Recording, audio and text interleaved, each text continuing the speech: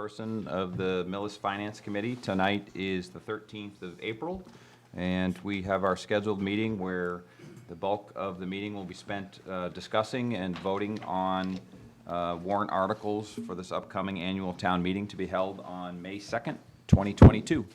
If we could just do a quick around the horn, starting with Mr. Borgman introduction. Jim Borgman. John Stedman. Peter Underhill. John Lohr.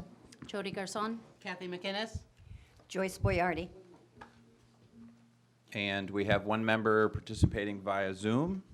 Can you hear us? Sarah Reyes. And it's Sarah Reyes. Great. Okay. Deirdre, you can hear us?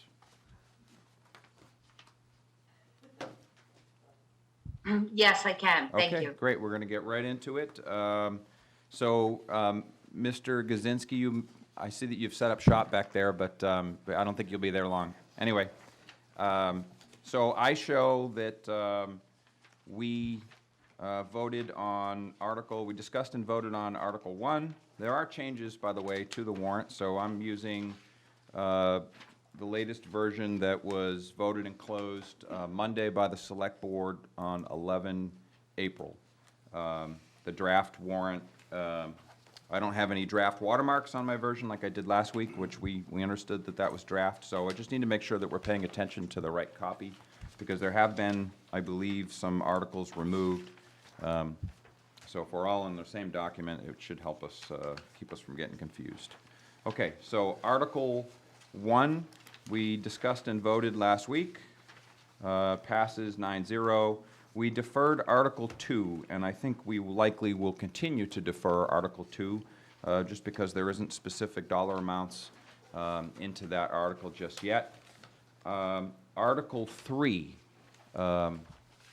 I think we are certainly ready to discuss it, and so I will open discussion on Article 3, which is the operating budget. We've had individual presentations from the town departments. We have been provided copies of the budget from the finance director, so I'd like to open it up for questions, comments, and discussion, and then we'll go to officially, potentially to a vote. Mr. Chair, Mr. Stedman. I suggest we start with the marijuana fund because we have not discussed that, and that's got a couple of new things in it, if that's acceptable to you. It certainly is.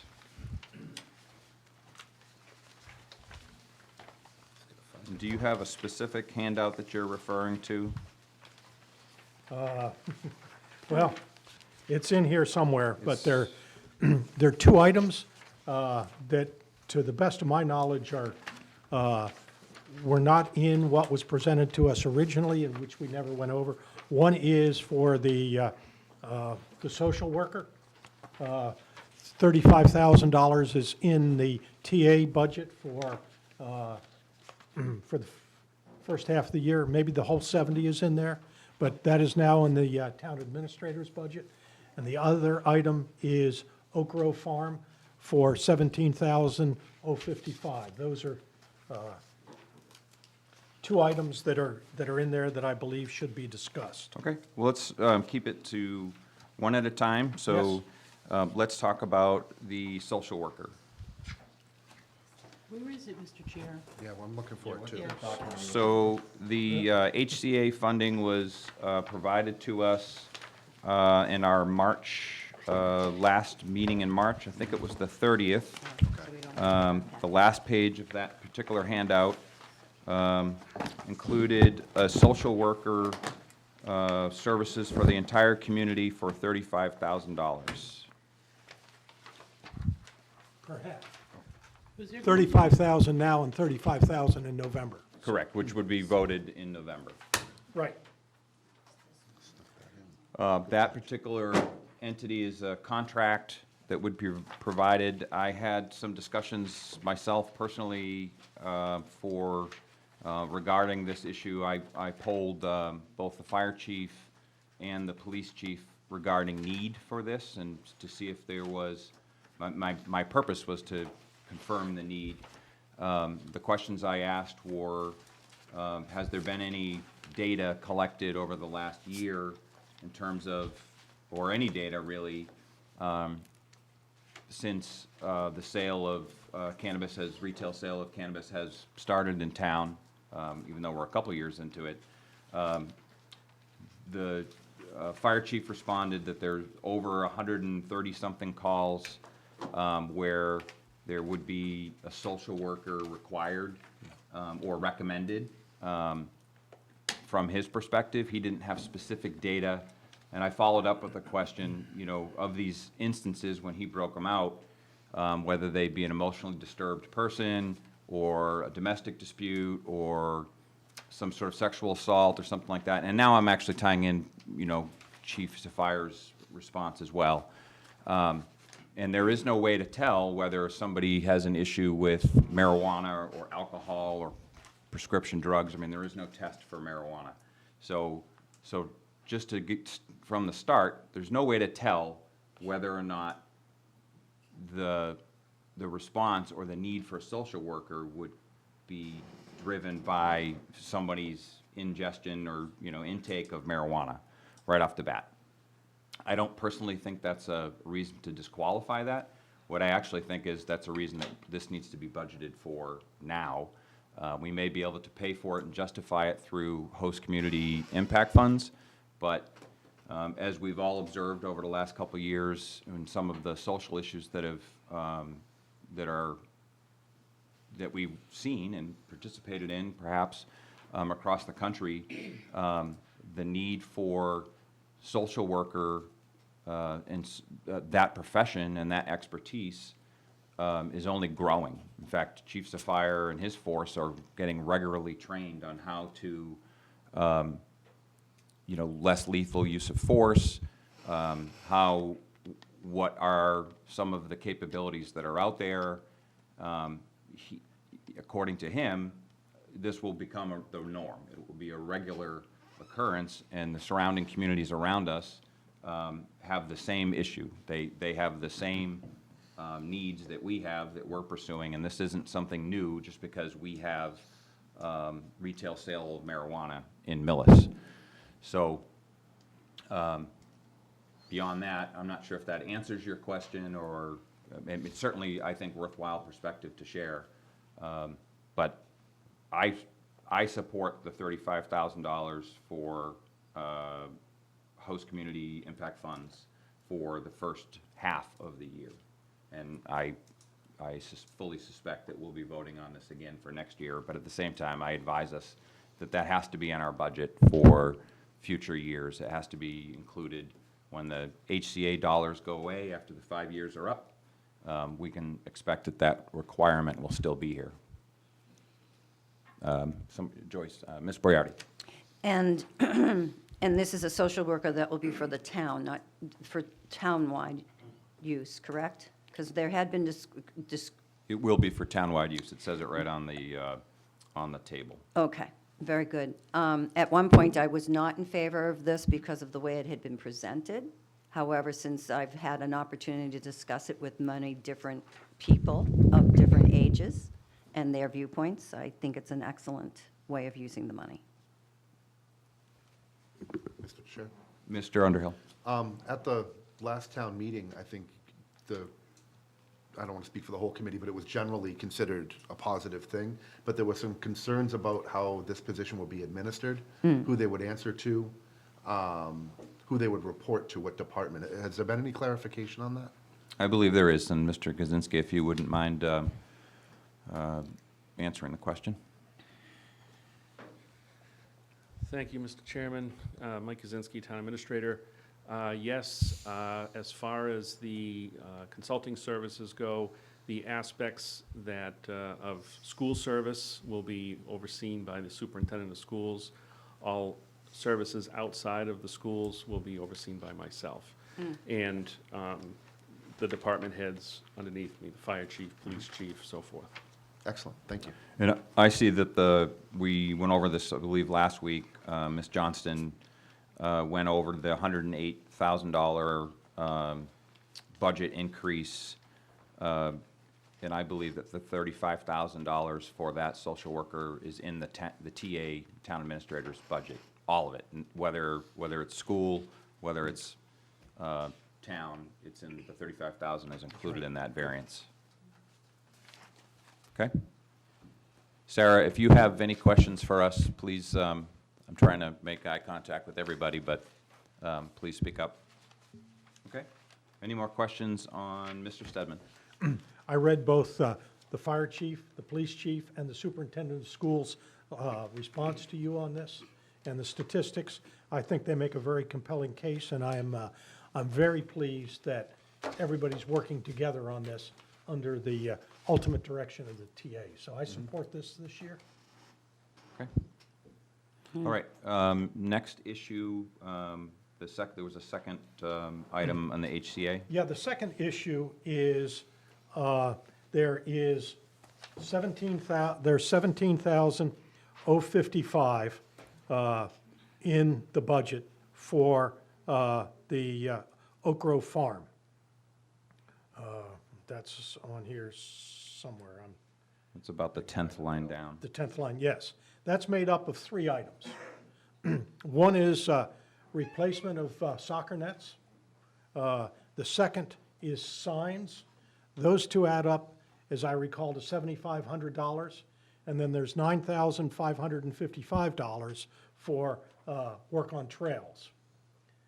This is in addition to the warrant for CPC funds for trails. I have 2 questions. One is, how does this relate to marijuana? I can stretch a little bit that the soccer nets perhaps are, because that's youth soccer. The trails, especially since there's another request for substantially more money, I know they could use even more. I question how that really relates to marijuana. Okay, well, is there anybody here that can perhaps answer that on behalf of Oak Grove Farm Commission? I can speak to. Please, Mr. Schultz, thank you. I will not speak for Oak Grove Farm Commission, we'll be clear there, but I'll tell you what our logic was on it. It was activities to encourage healthy lifestyles, healthy activities, and healthy alternatives. And walking in nature seemed to be right at the top of our list of healthy alternatives. And so that's why we felt that it should be included. And when I say we, it's the select board, we voted on this, it was a decision. Thank you. Okay, Ms. McGinnis?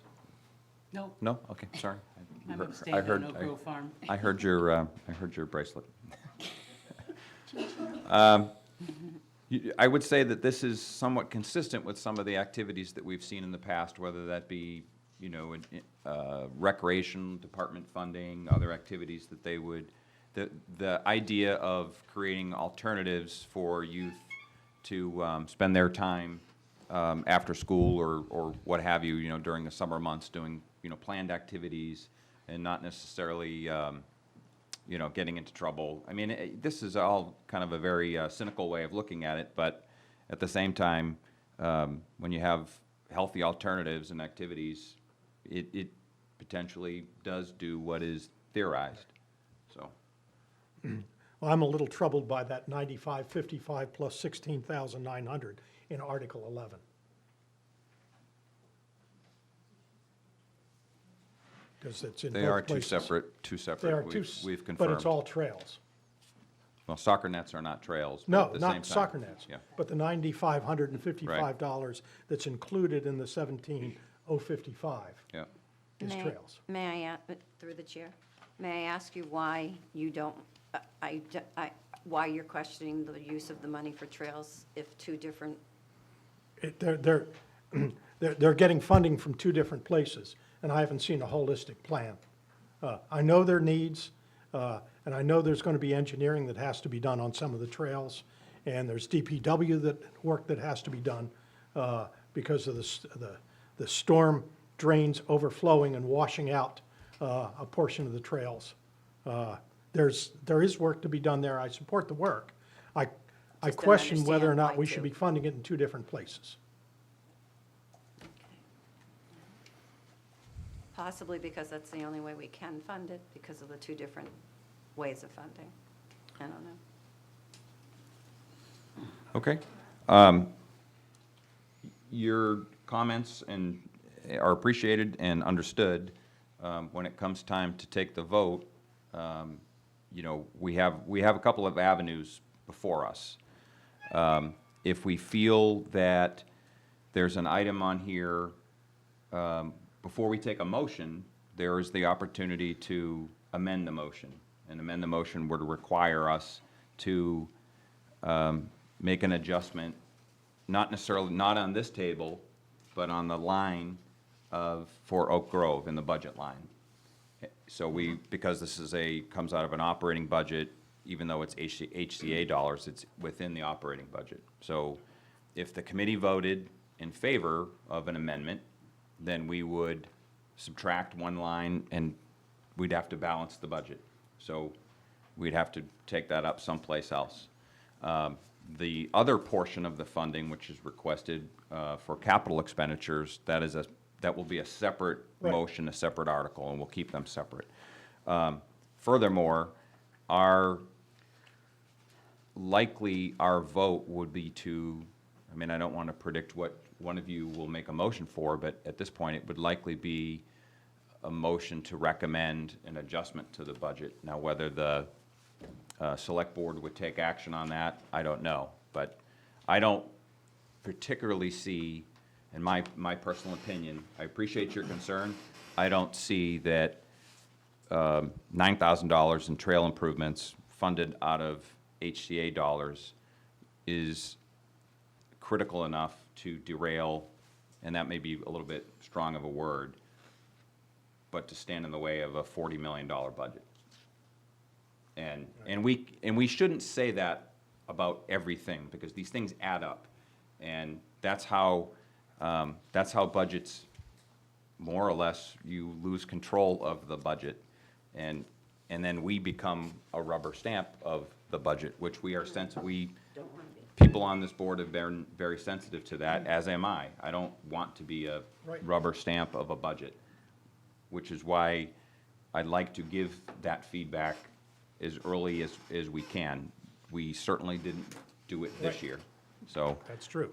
if I were you, I would ask that you make a note of that, and when we finish going through Article 3, perhaps we'll tally up our recommendations and see if we can see if we feel that a change should be made. Okay? Thank you. Okay. Any comments? No. Okay. That's good. Okay. Any additional questions on the budget? So again, Ms. Johnston went through the budget lines last week in terms of the variances. There is, several, I don't intend to go through them or recap every item that she went through last week. So by exception, if somebody has an issue that they'd like to discuss within the operating budget, now's the time.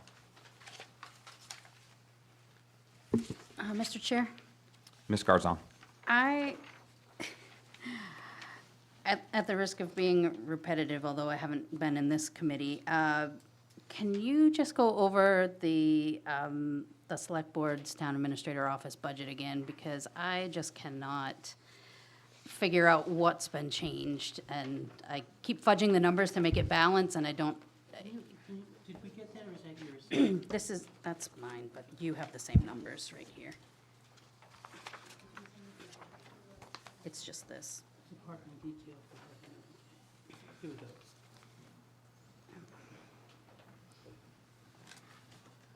Thank you, Mr. Chairman. We did send a response to those questions. I think I highlighted those in red. Is there a specific section in that that's causing confusion? I was unclear on what the changes, like, I see the total, but I couldn't make the numbers match what the totals were by what you gave me, so I must have had a bad base. All right, I'm going to wait for our numbers expert Yeah, to come back. I recommend that. And she can break that down probably in more clear detail than I can, so. I can appreciate that. Are there any questions in general about the budget, other than the getting down to the dollar on, well, here's the finance director.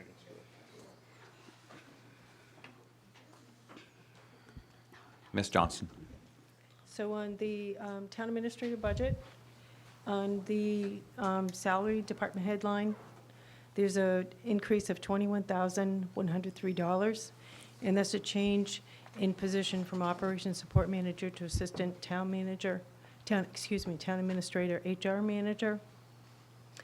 The wages clerical, there's a $22,074 increase.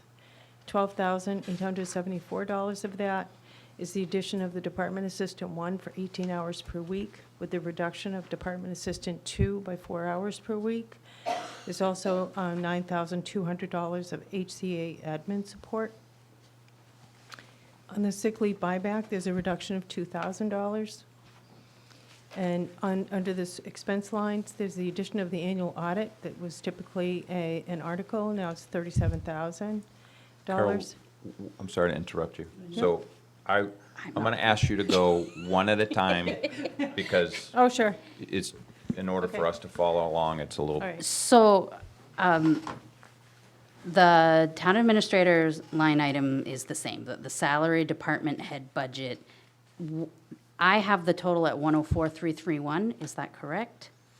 No. I have, I don't have that one in front of me, the individual one.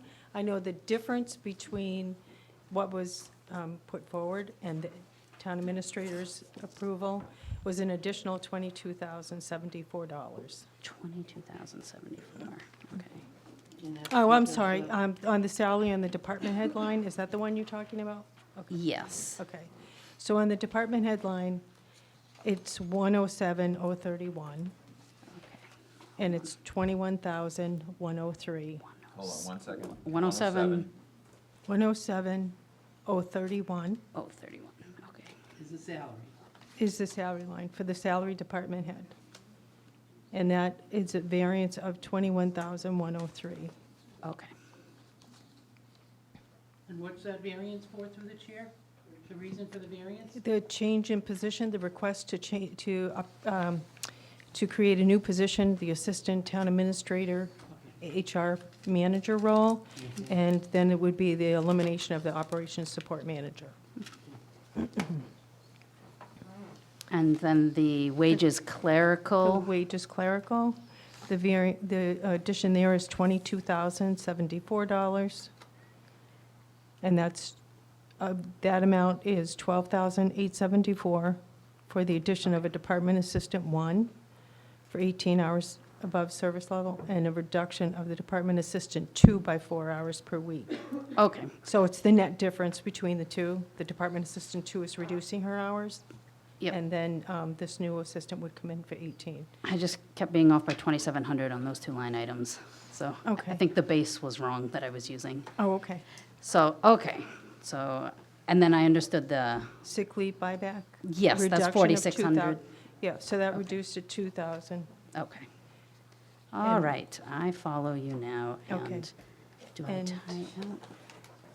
The annual audit for the 37,000, that's an addition because it came off an article.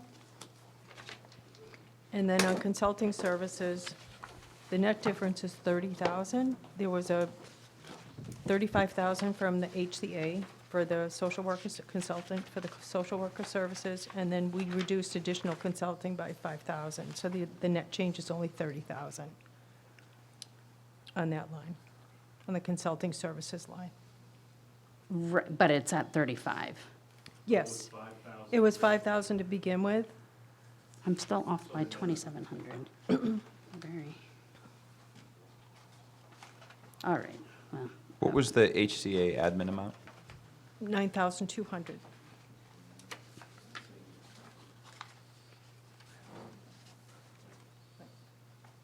The existing admin or the new one, Mr. Chair?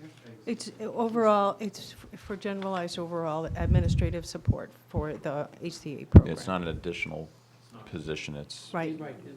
How much was last year, Mr. Chair? Does anyone recall? It was the same, it was the Same same, amount? well. Thank you. So we funded half in May, and then we fund the other half in November. Okay. So it's currently on your listing there as administrative, so you can see that. Mhm.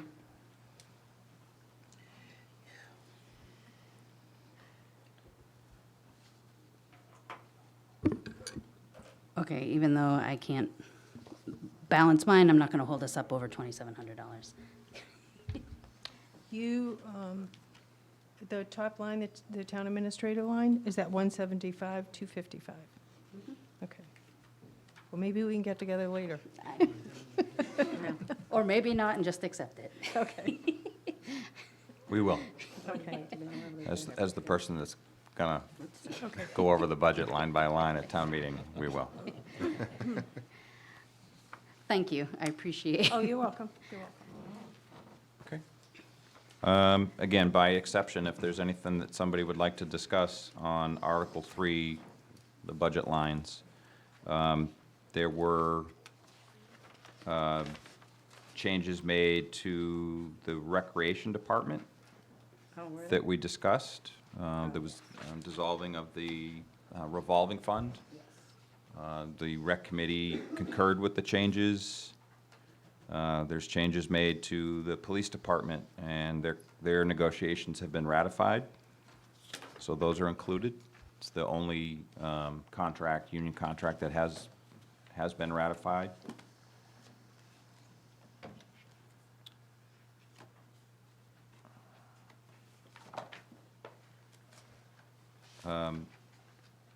There were a number of items, I want to make sure that everybody understands the, for lack of a better word, gymnastics that were done in order to bridge the gap for the school's special ed shortfall. I want to make sure everybody understands that, and if they have questions, now's the time to pose those questions, please. Mr. Chair? Ms. I raised- McGinnis. I raised a question a week or two ago about past SPED reimbursements, and where does that go into the budget when it's received? Thank you. Ms. Johnson, could you describe that process for us? SPED reimbursements and how that, how those reimbursements get put back into the budget? On any of the If- special education circuit Talking- breaker? On any of the special education circuit breaker? Those go into a special fund that do not impact the general fund. And so they go into that special fund, and then all expenses for that particular item are spent out of that fund. So if they're use it to provide transportation or education for outplacement, that's where it would come out of. So the general fund does not receive any of that money directly, is really the answer. No, I think I'm sorry if the question is, I thought I was told that the money is a year late in coming from the state or the federal. Where does that money from last year, where does that go? If it's circuit breaker money, and I believe that's what you're talking about, that sits in the circuit breaker fund. They are only allowed to hold over the amount they received this year to pay for future.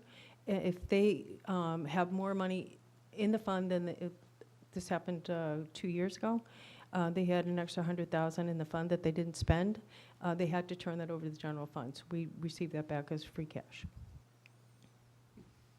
So they have to spend it within the next year, the full amount that they receive. So, but if in this current, if in FY '23, they're receiving $300,000 in the circuit breaker, and let's say they got $200,000 from last year or 2 years ago, where does that $200,000 go? They can only have in the circuit breaker fund, if they receive $200,000 this year, For prior services? and that's what I mean. So if they receive $200,000 this year to hold in their circuit breaker fund to pay for future expenses, and they receive $300,000 this year, at the end of the year, if they have $350,000 in there, that $50,000 that they have in over than what they received has to go to the general fund. So, Mr. Chair, my question is that I'm just curious if the money that's received late from last year, how come what they're getting this year isn't, that amount isn't subtracted? Those funds are not available to the general fund. I'm not talking about the general fund, we're giving If we're 300,000. talking about the school and those funds, you'd have to ask directly to the school because they control those funds. If I'm gonna try to kind of summarize this a little bit, and Mike can, I may ask him to do it if I don't do it well. So, the money that we receive, essentially, it may or may not cover the costs of special education from the state. The money we receive via called circuit breaker from the state, it may or may not be enough to cover costs for the current year, because it's based on the past year's Expenses. expenses or disbursement. Right. But you If- don't if- necessarily receive 100% of what you've Cor- spent. Correct. So if they overfund you, you give the money back and the account goes back to zero. If they underfund you, you have to bridge, the town has to bridge the gap and hope that somewhere along the way, the town might be made whole via appealing to our representatives to help us, which I believe that we are doing. We also receive in our state aid, the large portion of our state aid is the Chapter 70 money for the schools. And in this case, for this budget year, we anticipate that there's a shortfall based on the number of students projected to require special ed outplacement, out-of-district placements for the upcoming next school year. Thus, there's been a number of proposals made, and the proposal that helps cover those expenses has been take a large chunk of money from free cash, available free cash. The school made cuts. The town made a number of cuts, including, different areas to kind of whittle away or to reduce the town budget in order to successfully balance the budget and bridge the gap. For the school. With all due respect, Mr. Chair, I'm totally confused. It says, okay, let's say in 2020, the feds gave back $100,000 of, in 2020, the town gave the schools $200,000, and in 2020, they got $100,000 back. Well, in 2021, if the school needs $300,000, how come they just don't get $200,000, and then they can apply the funds that they received for prior years that the town had already paid for? Right, why isn't it carried over? State law. Can I address that, Yes, please. Mr. Yeah, Chairman? take a crack at So it. I'll set an example up that may kind of show the issue. Good. So circuit breaker funds, which are given out by the state to towns, are based on the prior year's special ed costs. They have a complicated formula. Certain types of services are covered to certain percentages. So usually schools are hit hardest when there's a sharp spike. Like, say, this year it went from 300,000 to 800,000 in special ed costs. So basically, for next year, the school's only getting like 275,000 in circuit breaker money, but they have an 800,000 hit to their budget. And so basically, all that's gonna get eaten up, and then they needed extra to avoid cuts.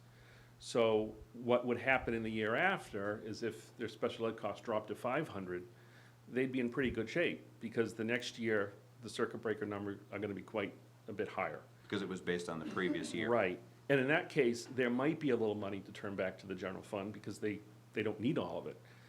They have it, and they can cover 100% of their special ed costs with it. But that is unusual. When you say return back to the general fund, you're not talking about circuit breaker dollars. You're talking about the gap, the money that the town has allocated to bridge the gap, the free cash money. That's the money that. Well, essentially, that's what's happening, but formally, on the books of the finance director, it's the circuit breaker money that's coming back, because that's what's left in the fund that's unspent. And it's because some years with special ed, it goes like this.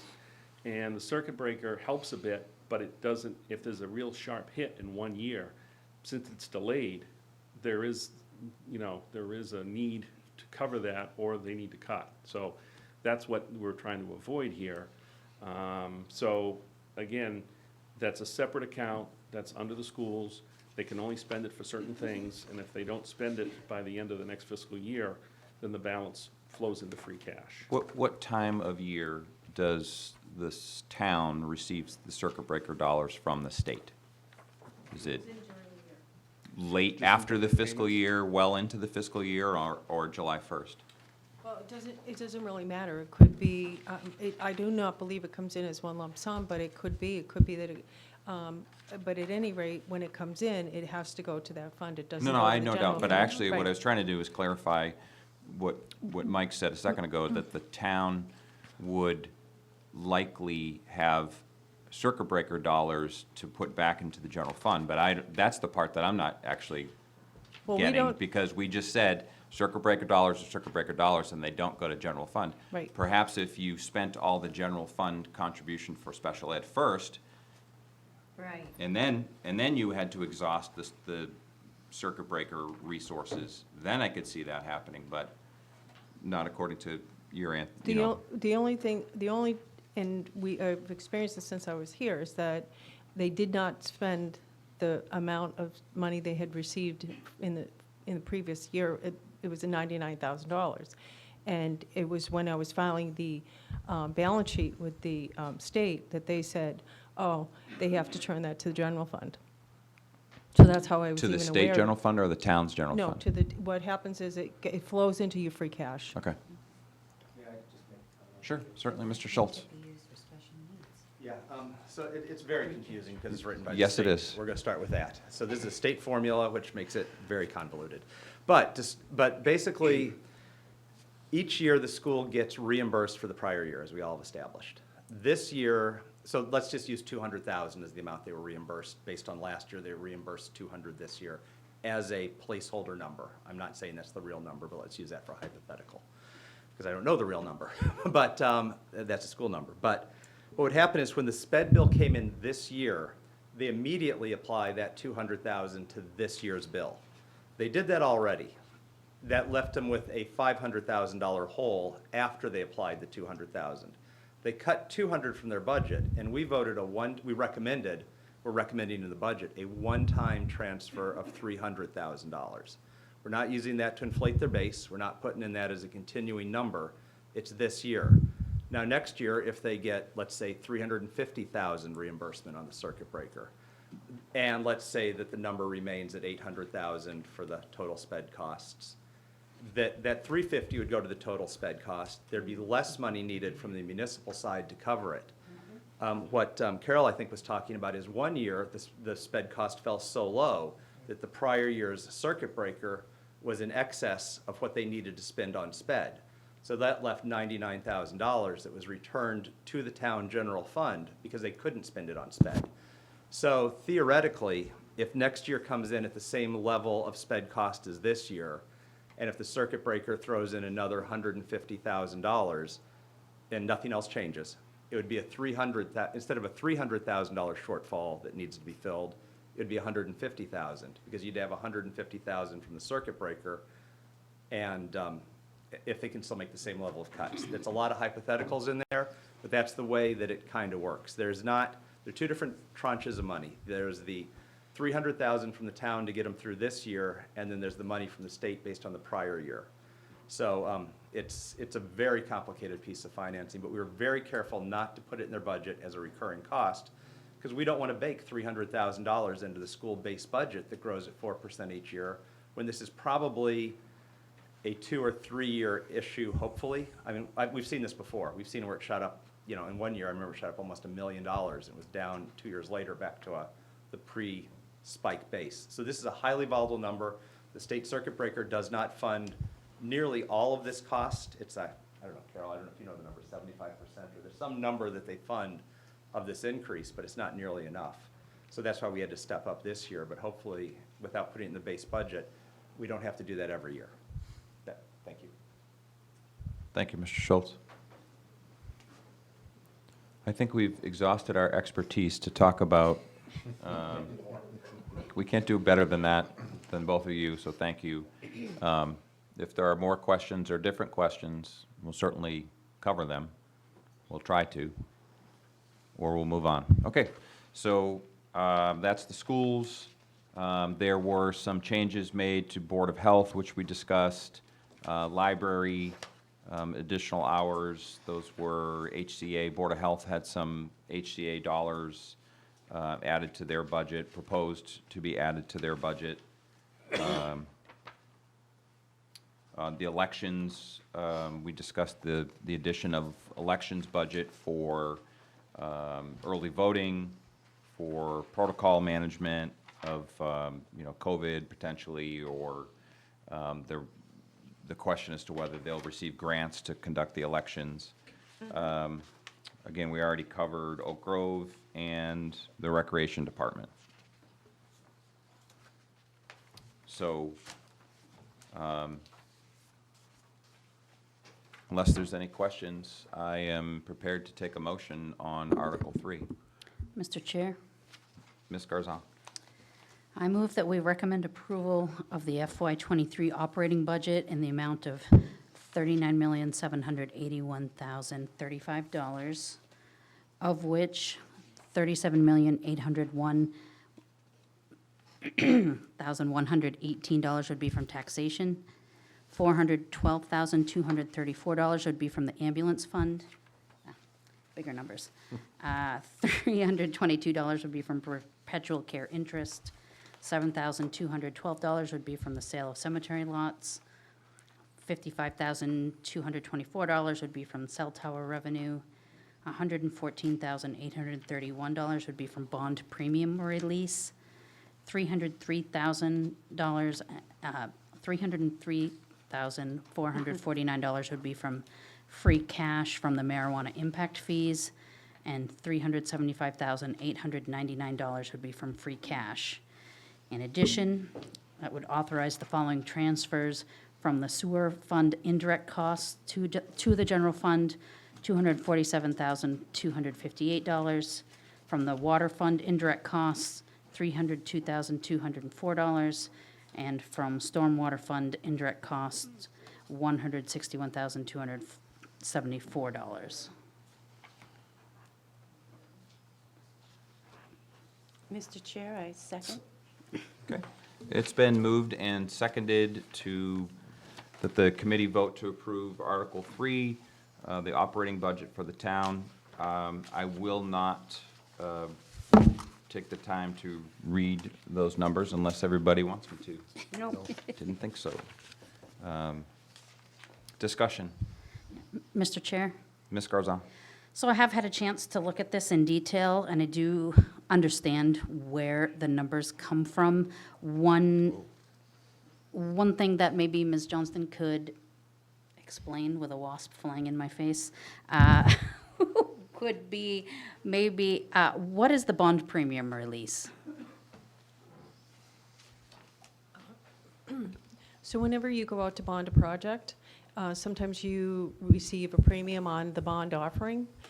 In prior years before the Modernization Act, any bond premium that you received, you had to take and amortize over the life of the loan. So in this case, this is the residual that's left on the items that were bonded before 2016, I believe. And it's the police station, the library, and the fire truck. And these were the ones that were debt excluded, but this is, each year we take a percentage down, and that's what this is. So the premium sits in your equity section of your balance sheet, so you're just writing it down. Okay, thank you. Yeah. Folks at home, we just have a very aggressive wasp. We had an We aggressive. had. Yeah. Town administrator provides many roles to our town. Okay, any more questions from the committee? Mr. Chair, I have a few comments if I'd like to Ms. make. McGinnis, please.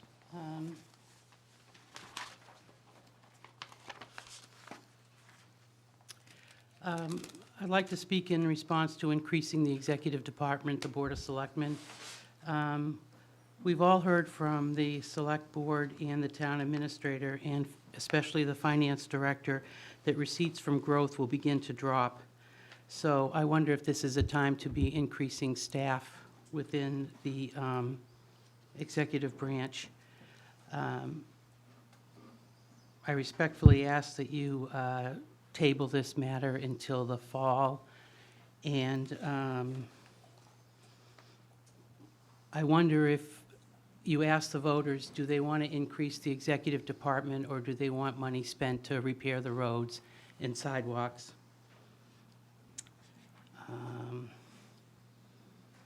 I'll leave it at that. Thank you very much. Okay. And just to be clear, you're not asking us to table the motion. You used the word table, and, Okay, which we can't do. no, I Really? know, I could ask to decrease the select board salary by it's just, I tried to figure out how much money is going into the 2 new positions, and I couldn't, and I would seek some assistance if the board agrees to lower the salary, lower that amount requested for salaries. Okay. Any discussion? Okay, I'm going to take it to a vote. Can I also mention, when do we talk about is this appropriate to talk about the indirect costs that they're using, that they're taking in this article by way of funding? You're talking for the enterprise funds? No, I'm talking for the motion to fund the Article 3, yes. Yes. Yeah. Okay. Yes, we certainly can talk about the enterprise funds now. I question why, please look at what you have here, folks. I think something was passed out to us for FY '23 indirect costs. And before I start, I just want to make sure everybody has it. It says enterprise indirects for FY '23. There's also one for FY '22 and FY '21. You can see it increasing over the years. Green and blue on the front page. The wait, one I got just- doesn't just- have any color. just wait Yeah. once- Yeah, there we wait go, one second. yes. Yes, in today's packet, yep, towards the back. Looks like this. Looks like that, talks like that. On the backside.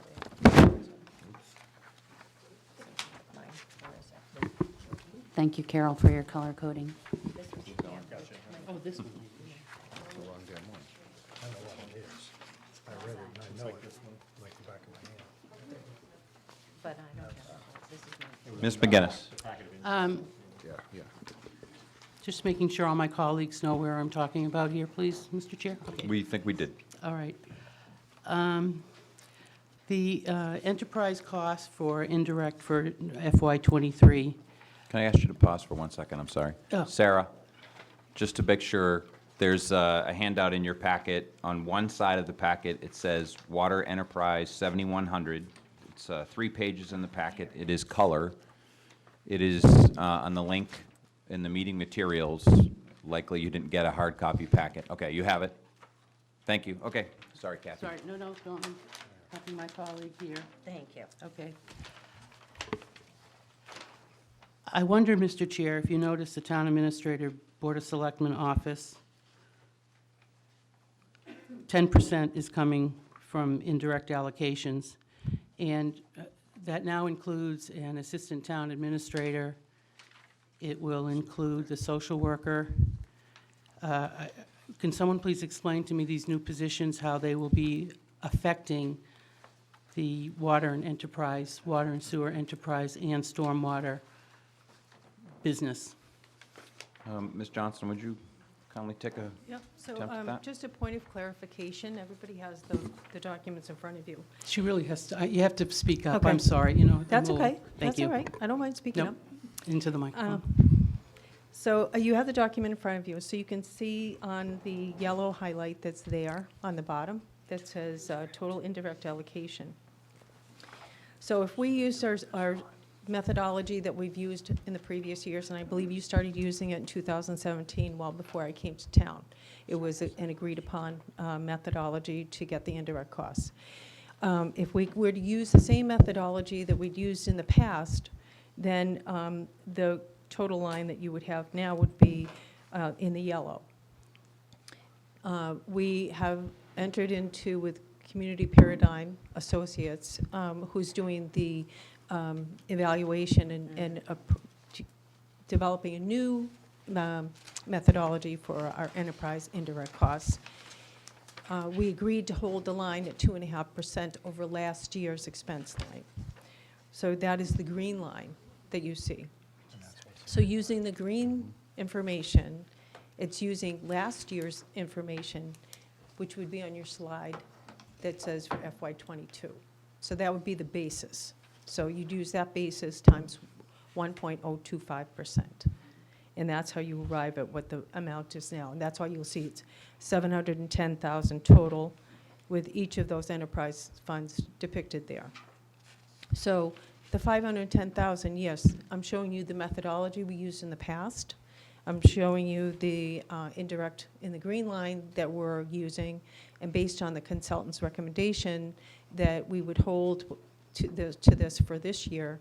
And I'm not sure if any of you saw the presentation on Monday evening with the select board, and that we're right in line with the water fund at this point, and that some adjustments need to be made for the sewer and the stormwater, and those will be made. I don't believe a vote was taken on it on Monday evening, but the plan is to use the 3-year method in order to get into balance. So I just want to make that point clear, that no additional monies, none of my staff's increase in salaries, none of any of the other staff's increase in salaries are taken into that $710,000. It's all based on last year, and it's at 2.5% increase. Okay, Mr. Chair, this, the enterprise fund started, I believe, like 2011 or so, and there was concern way back then that funds were being misappropriated. I'll say that word. What is done, the procedure done in the past does not make it permanent. It should be reviewed. And I wish the select board and not you had stated that you're going by the 3-year average, the 3-year plan, because the plan went up to 7 years. And with the financial situation that there is now, Mr. Chair, I wonder if the 3 years might become 4 years, might become 5 years. It's really obvious to a lot of people. On many occasions, several people have requested that the Board of Selectmen, legal, accounting, treasurer, assessor's getting 5%. I mean, we've been asking, what are these departments doing for this money? All of these departments are working. If you knew how much time and effort all of my staff actually puts I into the understand that. enterprise fund, Hold on, you hold will on, be hold happy. on, Chair, let's, I didn't. both of you stop. I didn't. Both stop. We're not going to have an argument or a debate. We're going to civilly discuss the issue, and then we're going to move on. I am not going to let this devolve. I'm ready to move on, Mr. Chair. Okay. I'm ready to move on. Stop. One person at a time. We're going to have productive, civil discussion, and then we're going to vote on the issues. I don't want there's no need for anybody to raise their voice or get upset. I'll do it if I feel I need to stop two people from talking over each other, which is zero productivity. It does nothing for our audience. It is unbecoming, and I'm just not going to let it happen Okay. in my committee. Point proved. Thank you. Carol. What question would you like me to answer? One question I have, Mr. Chair. Go ahead. I understand you state the departments, all the work they do. Show the citizens of Millis that. Show the ratepayers what you are doing to ask for $169,000, $76,000 from the sewer, $93,000 from the water department. Do for next year, for the next fiscal year. Can water and sewer ratepayers please have the courtesy of knowing what we're paying for? Thank you, Mr. Chair. Thank you. The only comment that I'll make is that I've read the documents that Paradigm has provided the town I've attended Mr. Valente's presentation last year, 2 years ago, as well as the one this year, Monday night. I do not recall him using the word misappropriation, and perhaps I'm sensitive to it. Misappropriation to me is usually reserved for, it's a crime. And it's different than misallocation or not using the best model. I mean, when I read Paradigm's report, which is a report that was commissioned by the Select Board several years ago, when I read that report, it basically cited that the findings they weren't critical findings, they weren't significant findings, but the findings were that there was lack of documentation and lack of knowledge about the methodology that was used. And Paradigm recommended that that documentation be assembled and it be put together. And that's what I heard him say 2 years ago or a year and a half ago. And the other night, Monday night when he made his presentation, I didn't hear him say misappropriation. I heard him give some recommendations. I heard him say that the town has made improvements to its allocations of indirect dollars from the general fund or from the enterprise fund to the general fund. And he made recommendations on how to handle that in the 3 or 5 or 7 year models. There was discussion on that, and frankly, until there's a select board vote on it, it doesn't much matter what any of us say, because they need to take that up.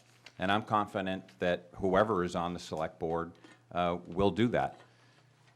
The other mention that he made was that the costs be taken over a 3-year rolling average, which would further make them less sensitive to changes. I have faith that our elected leaders, whether they be select board, whether they be sewer commission, that they'll take care of this. And I plan to stay here to make sure that they do. And I think, I don't think that the questions that you raised, in my opinion, would keep me from voting against this budget or voting against the proposal that the town administrator has made to adjustments to his office. And I think I had one question that I couldn't answer, Mr. Chair. Go ahead. If it states that misallocated funds are 12% according to the Paradigm report, current analysis, budgeted indirect costs exceed actual costs by 12%. Can the general fund give an IOU to the ratepayers for using money that is not misappropriated, misallocated? I don't know the answer to your question. I do know that, last year when there was a opportunity to make a correction to the enterprise fund to correct the salary of the transfer station worker, that was made right away with support from, I believe, it was unanimous. We corrected that. Well, you had to because the fellow was being paid by the sewer. So, come on, you're doing obvious things now, Mr. Chair. Thank you. Thank you for giving me credit for doing the obvious. We all did it. I can't take credit for it, so. Okay, any further comments? Mr. Chair, I'd like to move that we reduce the Oak Fund. Hold Oak Grove Fund. on. We already have a motion. We have, a motion has been made, it's been seconded, we're in discussion. If there's no further discussion, then we will take a vote. Okay, so I will poll the committee. Deirdre, are you ready? Okay, so all those in favor of voting to recommend approval of Article 3, I will poll the committee. Mr. Stedman, Aye. Ms. Reyes, Aye. Ms. McGinnis, Nay. Mr. Lohr, Aye. Mr. Borgman, Ms. Boyardi, Nay. Mr. Underhill, Aye. Ms. Garzon, Aye. Mr. Berube is a yea. So the motion has passed. No abstentions. Okay. Moving on.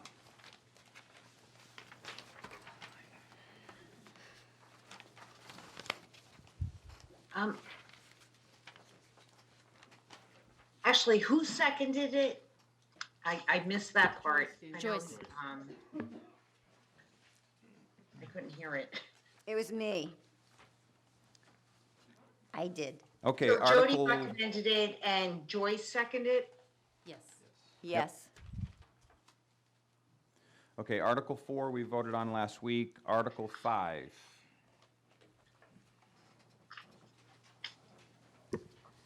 Mr. Chair, Ms. Garzon. I move that we recommend approval of Article 5 to operate the Sewer Enterprise Fund in the amount of $293,966 for salaries and wages, and $1,472,889 for expenses, for a total of $1,766,855. Second. It's been seconded by Mr. Underhill. Discussion.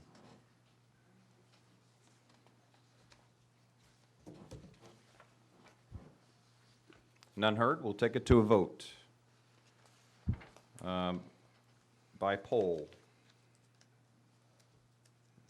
Mr. Stedman. Aye. Ms. Reyes. Aye. Ms. McGinnis. Nay. Mr. Lohr. Aye. Mr. Borgman. Ms. Boyardi. Can I abstain? Certainly. Yep. Mr. Underhill. Aye. Ms. Garzon. Aye. Mr. Berube, yea. Deirdre, I have 1 nay, 1 abstention, so 7 yeas. That's what I have too. Okay. Okay.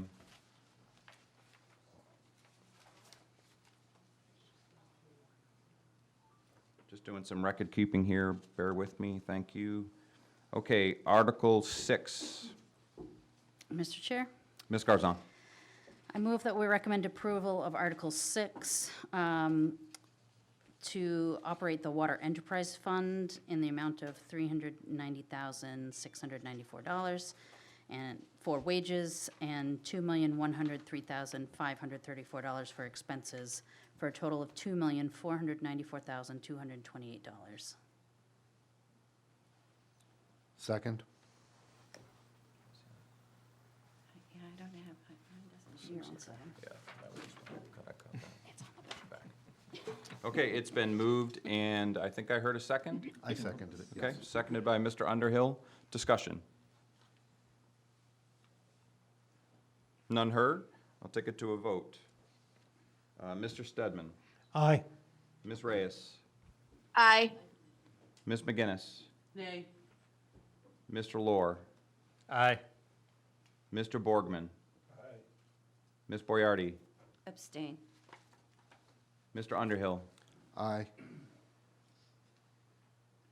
Ms. Garzon. Aye. Mr. Berube's a yea. So the vote passes. Deirdre, I have 7 yeas, 1 nay, 1 abstention. That's what I have too. Okay. Moving on to Article 7. Mr. Chair, Ms. Garzon. I move that we recommend approval of Article 7 for, to operate the Stormwater Enterprise Fund in the amount of $186,021 for salaries and wages, and $444,252 for expenses, for a total of $630,273. Second. So it's been moved and seconded that the committee vote to recommend Article 7. Discussion. None heard. We'll go to a vote. Mr. Stedman. Aye. Ms. Reyes. Aye. Ms. McGinnis. Nay. Mr. Lohr. Aye. Mr. Borgman. Ms. Boyardi, Abstain. Mr. Underhill, Aye. Ms. Garzon, Aye. Mr. Berube is a yay. 7 yays, 1 nay, 1 abstention. Deirdre. Got it. Article 8, It sure is. Mr. Chair, Mr. Stedman. I move that the town vote to approve the items as written in the warrant as consent Article 8. Second. Okay, so I'm just make a quick correction. We're moving, you're moving that the committee vote to recommend. Yes, to recommend. Later. To recommend. At town meeting, you will Right. take a Okay. different, perhaps you will take a different language. Okay, so Okay. it's been moved and seconded that the committee vote to recommend the consent, the warrant as consent Article 8. Discussion. Mr. Chair. I Ms. don't know- Boyardi. I don't know if this is appropriate or not. I have been emailed a question about article, am I allowed to ask somebody else's question? Regarding what? Article 8? You certainly can. Okay. Thank you, sir. The question was, can I ask what the specific changes are to the personnel plan for Article 8?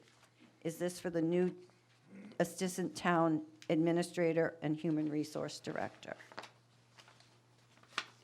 Mr. Gazinski. Apparently, there's no clarification online. This was the, Just got this. Thank you, Mr. Chairman. Okay. Actually, I believe the Finance Committee did receive that breakdown by email Do you have that in front last of you? week. I do. Can you hold it up? So, is it posted online? I'm not, don't know if it's posted online or not. Is that? Yeah, it would be in the meeting materials It's in that our Deirdre meeting would have posted it. It's got yellow highlights. It should be in the packets too. Yep, I've got it. okay. So, Sarah, it is a single-page document with some yellow highlights on it. And then there's another document as well. I'd be With happy yellow to answer highlights. any specific questions that anyone on the committee may have about the document you received. No, I think that the question is, are the changes to the town administrator's office, are they included? They in- are.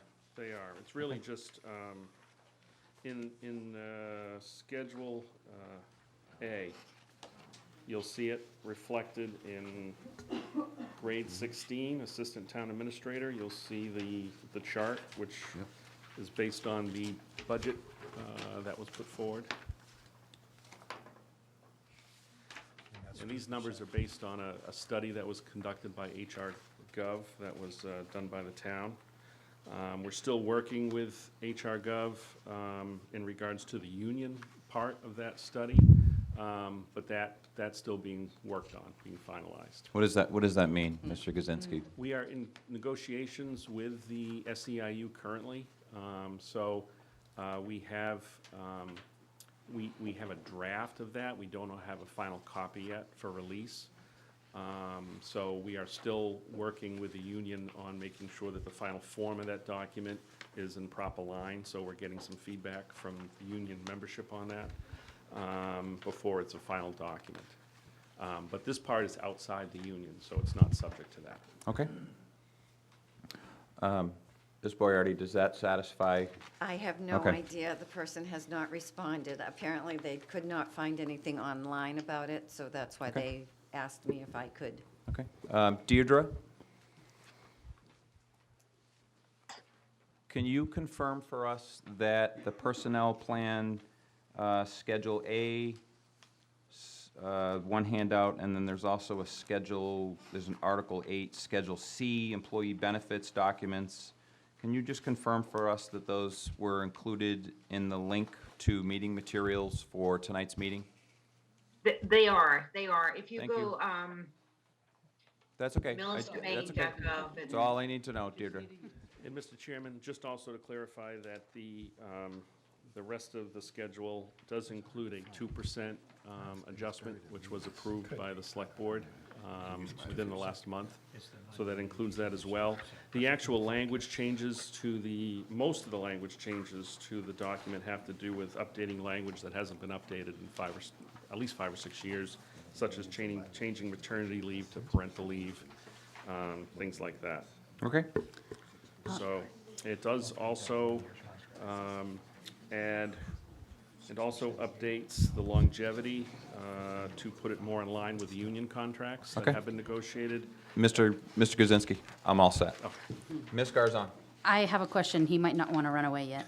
Be careful, he'll throw the dead wasp at you. Exactly. I'll get my steps in today.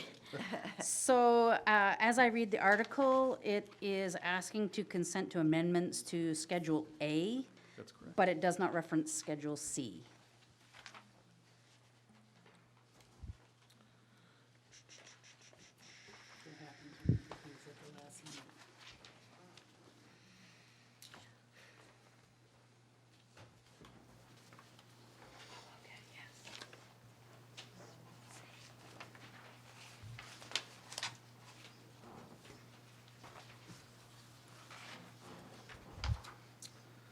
So I don't know if this is Schedule C to Schedule A, or if we need to update that article so that it references both Schedule A and Schedule C. Let me take a look at that, and I will get back to you, but All right, I'm gonna we'll table, do that. table this discussion, this article for right now, and we're gonna move on. All right. We'll come back to it at the appropriate time. Craig's giving me the stink eye.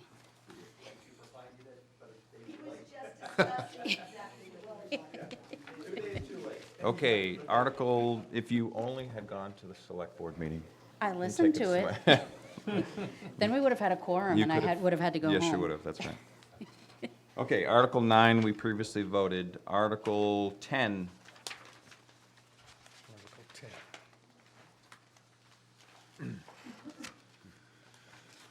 Well, this one is pretty undefined. Mr. Chair, I move that we recommend to the Select Board that they approve Article 10, that the town vote to approve this, an undetermined sum from the Community Preservation Open Space Recreation Resource Reserve Fund for the Millis Town-owned properties inventory and management plan. if we could just hold on for 1 second before we second that. There is a appropriate sum. Mr. Kaczynski, is there not an amount in the budget for this particular effort for the town-owned properties inventory management plan, or should I defer this? Yes, I would recommend, Mr. Chairman, that the Finance Committee defer this, at least until your next meeting. The reason being is I believe that the Community Preservation Commission has a meeting later this month to discuss this. We do currently have issued an RFP for this work, so we don't know what the cost is going to be. And we're trying to see if we can make something happen at this town meeting, or whether or not it needs to be deferred to the fall town meeting based on a number of factors. Okay. So I would recommend that you hold off on this Okay. motion. Thank you, and for the record, my packet does say, pending, and, which is a highlight to me that I should have deferred instead of taking up our time to discuss it, so, And Mr. Chairman? thank you. If I might, Mr. Chair, that meeting of the CPC will not take place until the 28th of this month.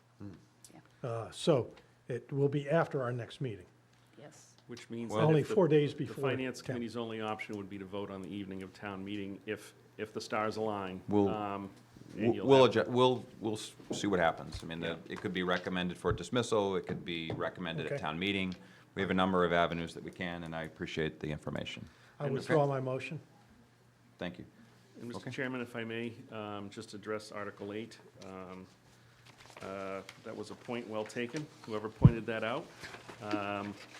And it does appear that we'll have to defer Section C until the fall town meeting, which I don't think is a life or death thing. So it looks like we'll just be addressing Schedule A at the town Okay, meeting. so while you're here, then, really, Schedule A is included in the article. It is just the chart. It is just the wage chart and salary chart. Okay, And it's not the language. The language would have to be addressed at the fall town meeting at this point. And So again, we I can don't see vote any- on- I don't we see any can- major problem at this point of deferring that to the fall based on that. But we can vote on Article 8 now, which would include the personnel, changes to the personnel plan, Schedule A, yes. Schedule A. Okay. So, So let's go back. Mr. Chair, Ms. Garzon. I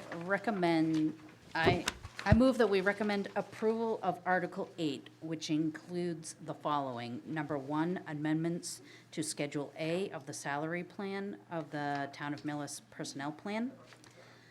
Number 2, authorizes the Board of Health to appoint any of its members to another town or office or position for which it has appointing authority. Number 3, to allow funding from the different revolving funds. We do have a table in the warrant. I'm not going to read them all. They are all there. We don't have a sum, so I'm not going to do the math in my head. Number 4, to make appropriations from the community preservation funds for various expenses that are printed in the warrant. Second. It's been moved and seconded. Who seconded? Kathy. Okay, that's what I thought. It's been moved and seconded, Ms. McGinnis seconded, that the committee vote to recommend approval of Article 8 consent article for the items that were in the motion as read.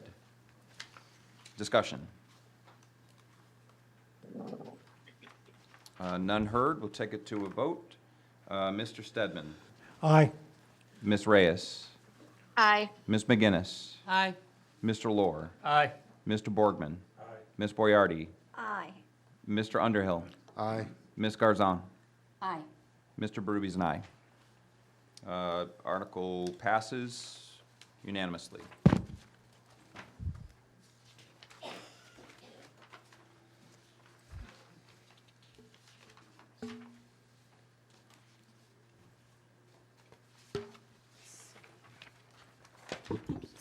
Mr. Chair, Ms. Garzon.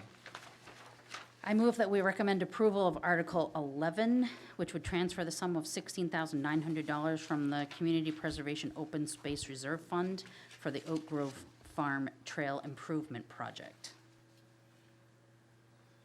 Second? It's been moved and seconded that the committee vote to recommend approval of Article 11 to transfer the sum of $16,900 from the Community Preservation Open Space Reserve Fund for Oak Grove Farm Trail Improvement Project. Discussion.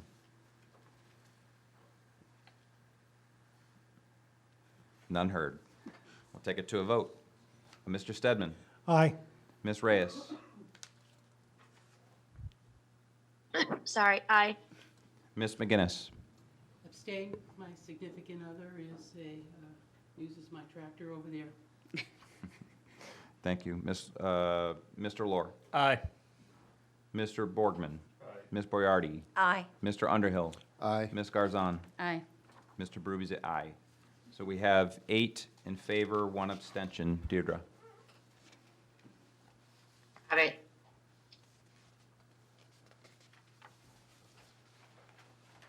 Article 12. I believe we already, We did. Did I'm sorry. 12. Thank you very much. no problem. We've done Article 12, moving on to Article 13. Mr. Chair, Ms. Garzon. I move that we recommend approval of Article 13, which would transfer from free cash $169,209, and from sewer enterprise reserve funds, $31,609, from water enterprise reserves, $31,629, and from stormwater enterprise reserve funds, the sum of $31,628, for a total of $264,095 for the following.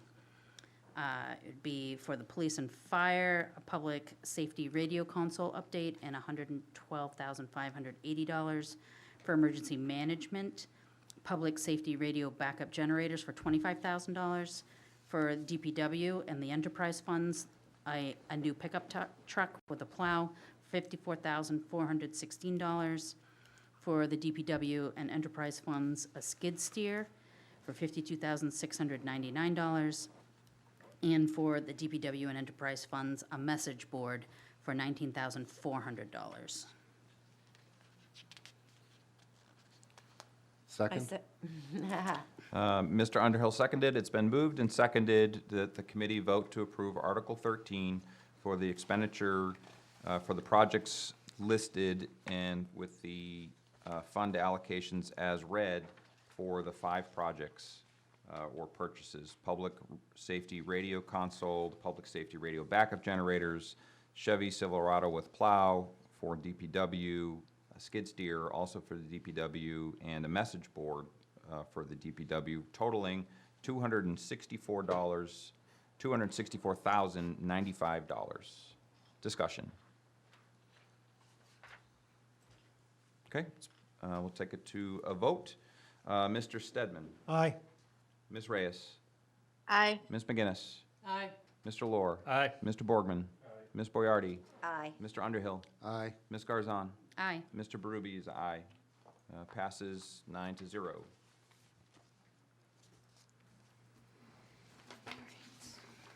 Article 14, we covered last week.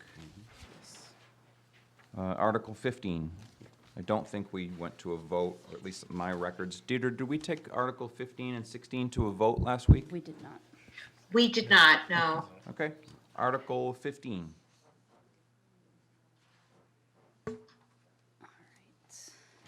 Mr. Chair, Ms. Garzon. I move that we recommend approval of Article 15, which would transfer from free cash the sum of $160,000 for the design and construction of sidewalks and roads. Second?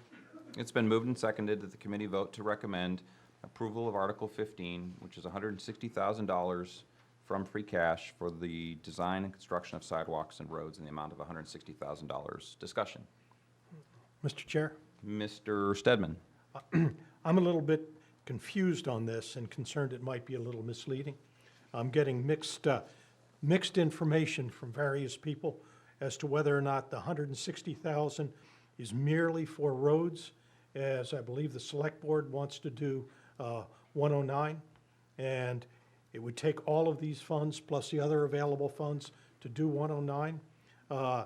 In the original budget presentation from DPW, they asked for 38,000 and change to do a sidewalk engineering study. To me, if this reads construction of sidewalks and roads, it's a little misleading if we're not going to do anything with sidewalks. Mr. Gazinski. Can the rest of the board chime in first? We'll Mr. just, Okay. I think You use the it was, board first. I'm going to ask him to Clarify. clarify that. I think that's more or less a question. That's correct. Mr. Gazinski. Thank you, Mr. Chairman. The correct answer is that $38,000 is planned to go towards the design of sidewalks because there are grant funds available for the construction of sidewalks, but they do not pay for the design of those sidewalks. So Right. I would rely on the numbers that were presented that showed the 38,000 for the design. The remainder of these funds, my understanding is, in speaking with the DPW director, would go towards repair and reconstruction of roadways, including That's fine. 109. That's fine. Okay. Ms. McGinnis.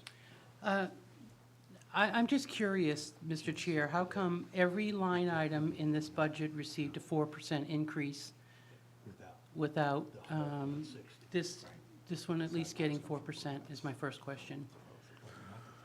Mr. Schultz, are you prepared to answer that on behalf of the Select Board? Thank you. A couple answers. The budget lines didn't, each line item didn't grow by 4%. The 4% on budgets was for the school and for the municipal, not each of the departments growing by 4%. So how the school chose to adjust their line items and the municipal chose to adjust their line items to stay at that level was a separate discussion. It wasn't 4% per line item. But, and secondly, the other answer is this is not part of the budget, so these aren't the 4% funds. These are available funds. These are funds that we set aside. And the 4% rule didn't apply to that. The 4% rule we worked with was to keep us in a strong financial position for recurring costs.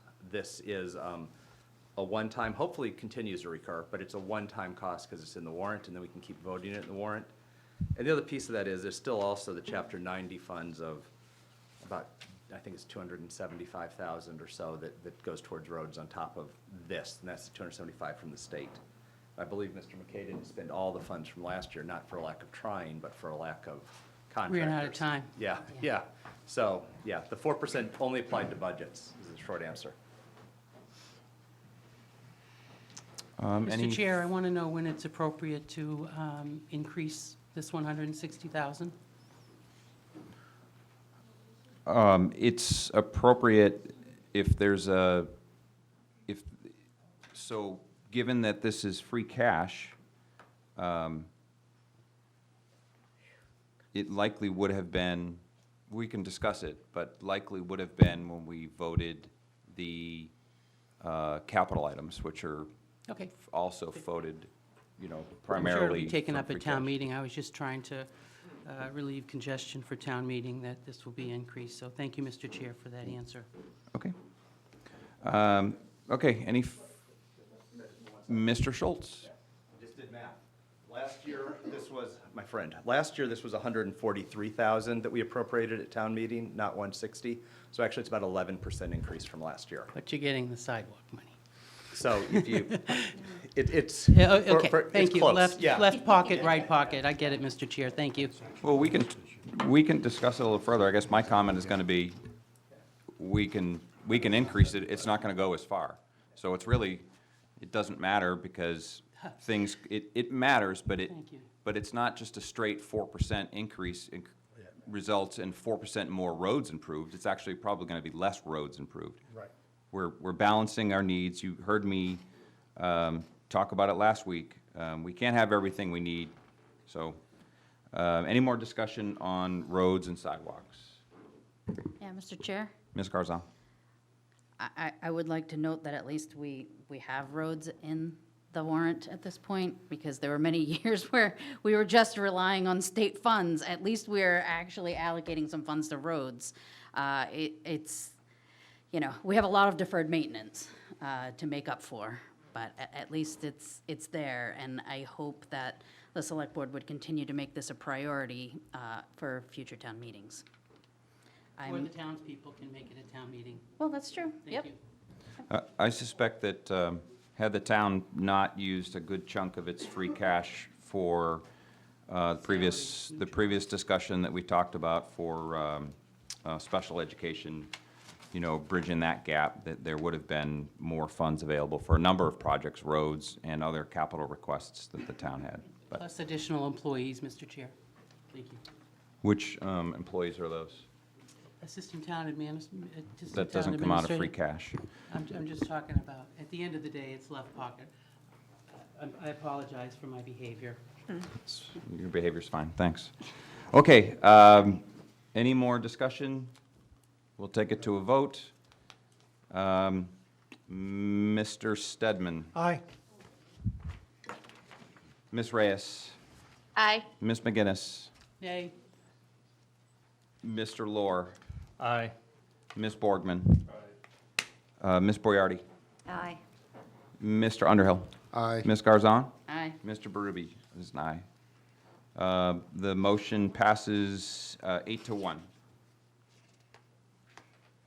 Article 16, Mr. Chair, Ms. Garzon.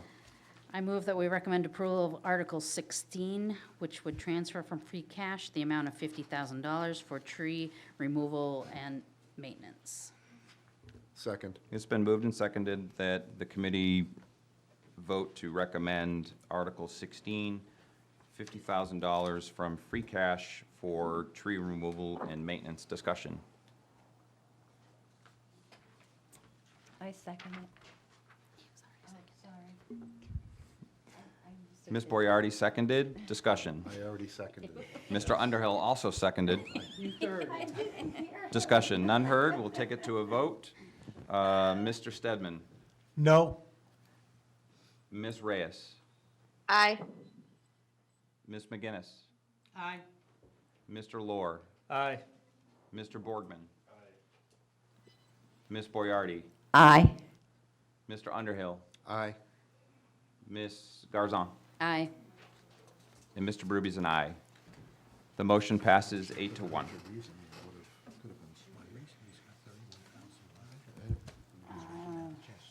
Article 17, we voted last week. 18, we voted last week. Article 19. Mr. Kaczynski, if you wouldn't mind helping us, just stand by and let me know if any changes were made to Article 19 as a result of the Select Board meeting on Monday. I don't believe that there was to Article 19, but I'm not certain. Mr. Chairman? Mr. Kaczynski. No, the Select Board made no changes to Article 19 since you last saw the article. So it's the same as was presented actually over a month ago. Okay. Were there any significant changes to this language? I know that the article has changed, but the town administrator section from how it was contained within the article at fall town meeting? There was a section that had to do with the signing of warrants. That's been removed. That's only possible with a charter change. Other than that, it is very similar to what was presented at the town meeting In the fall? in the fall, yes. Okay. Anybody from the committee? Mr. Chair? Ms. Garzon? So as I understand it, the duties of the town administrator are enumerated in the charter and in the bylaw, and does this reconcile them, or does this expand them in the bylaw with kind of more summary version in the charter? Yes, the charter is very summary. Okay, It's very brief in its remarks. This actually provides a little more guideline, which is similar to many other communities that have a guideline for what the powers and duties of the town administrator are, so they don't sort of change in the wind as different select boards change. This provides some stability for that, but at the same time, it provides the ease of a simple town meeting to make changes to that, should there be a desire to do so by the community.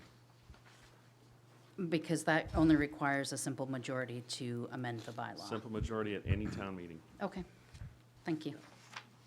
Mr. Schultz? That's just what I was gonna say. There is one significant difference between this and the last town meeting. This is a bylaw, the other one was a charter.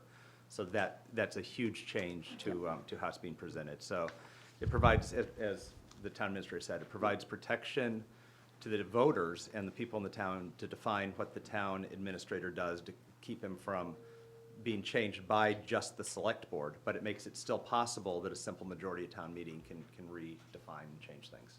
Okay, thank you. Okay, I'll take a motion. Mr. Chair, Mr. Underhill? I move that the town vote to establish a town administrator bylaw as written in the warrant.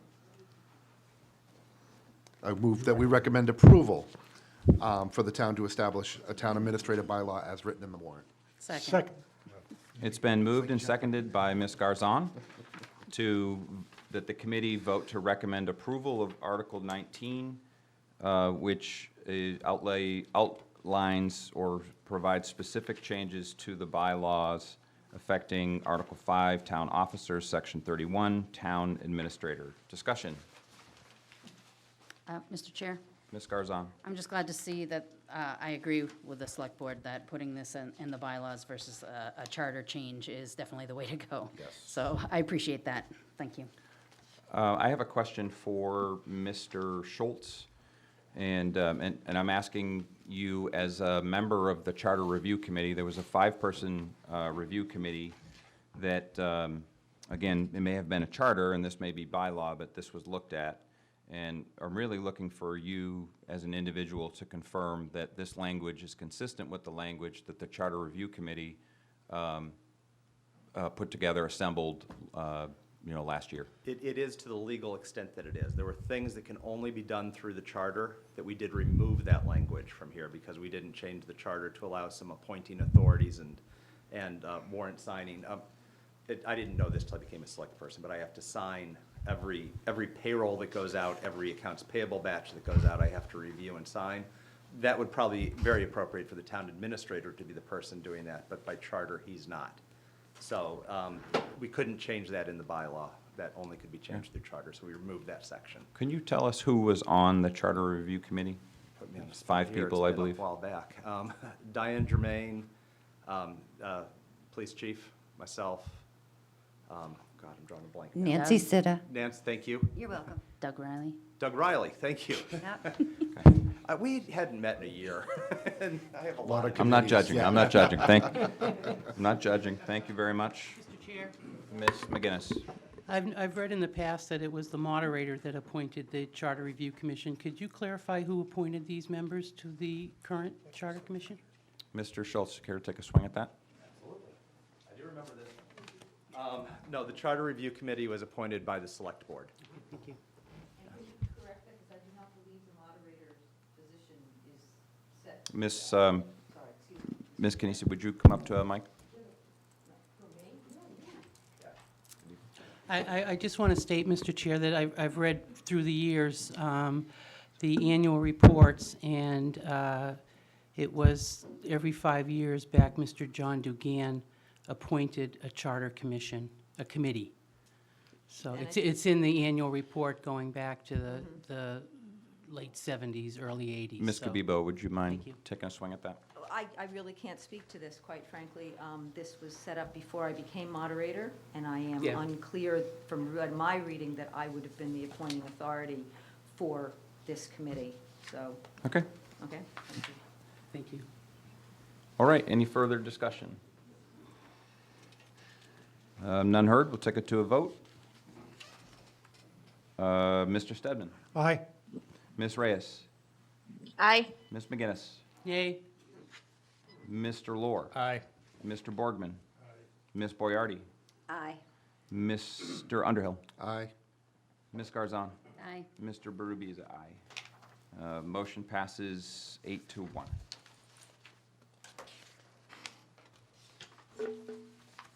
All right, that was Article 19.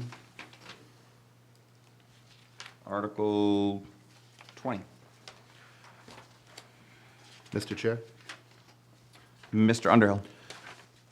I move that the Finance Committee recommend approval for Article 20 to make the following changes to the town charter with ratification at an annual election.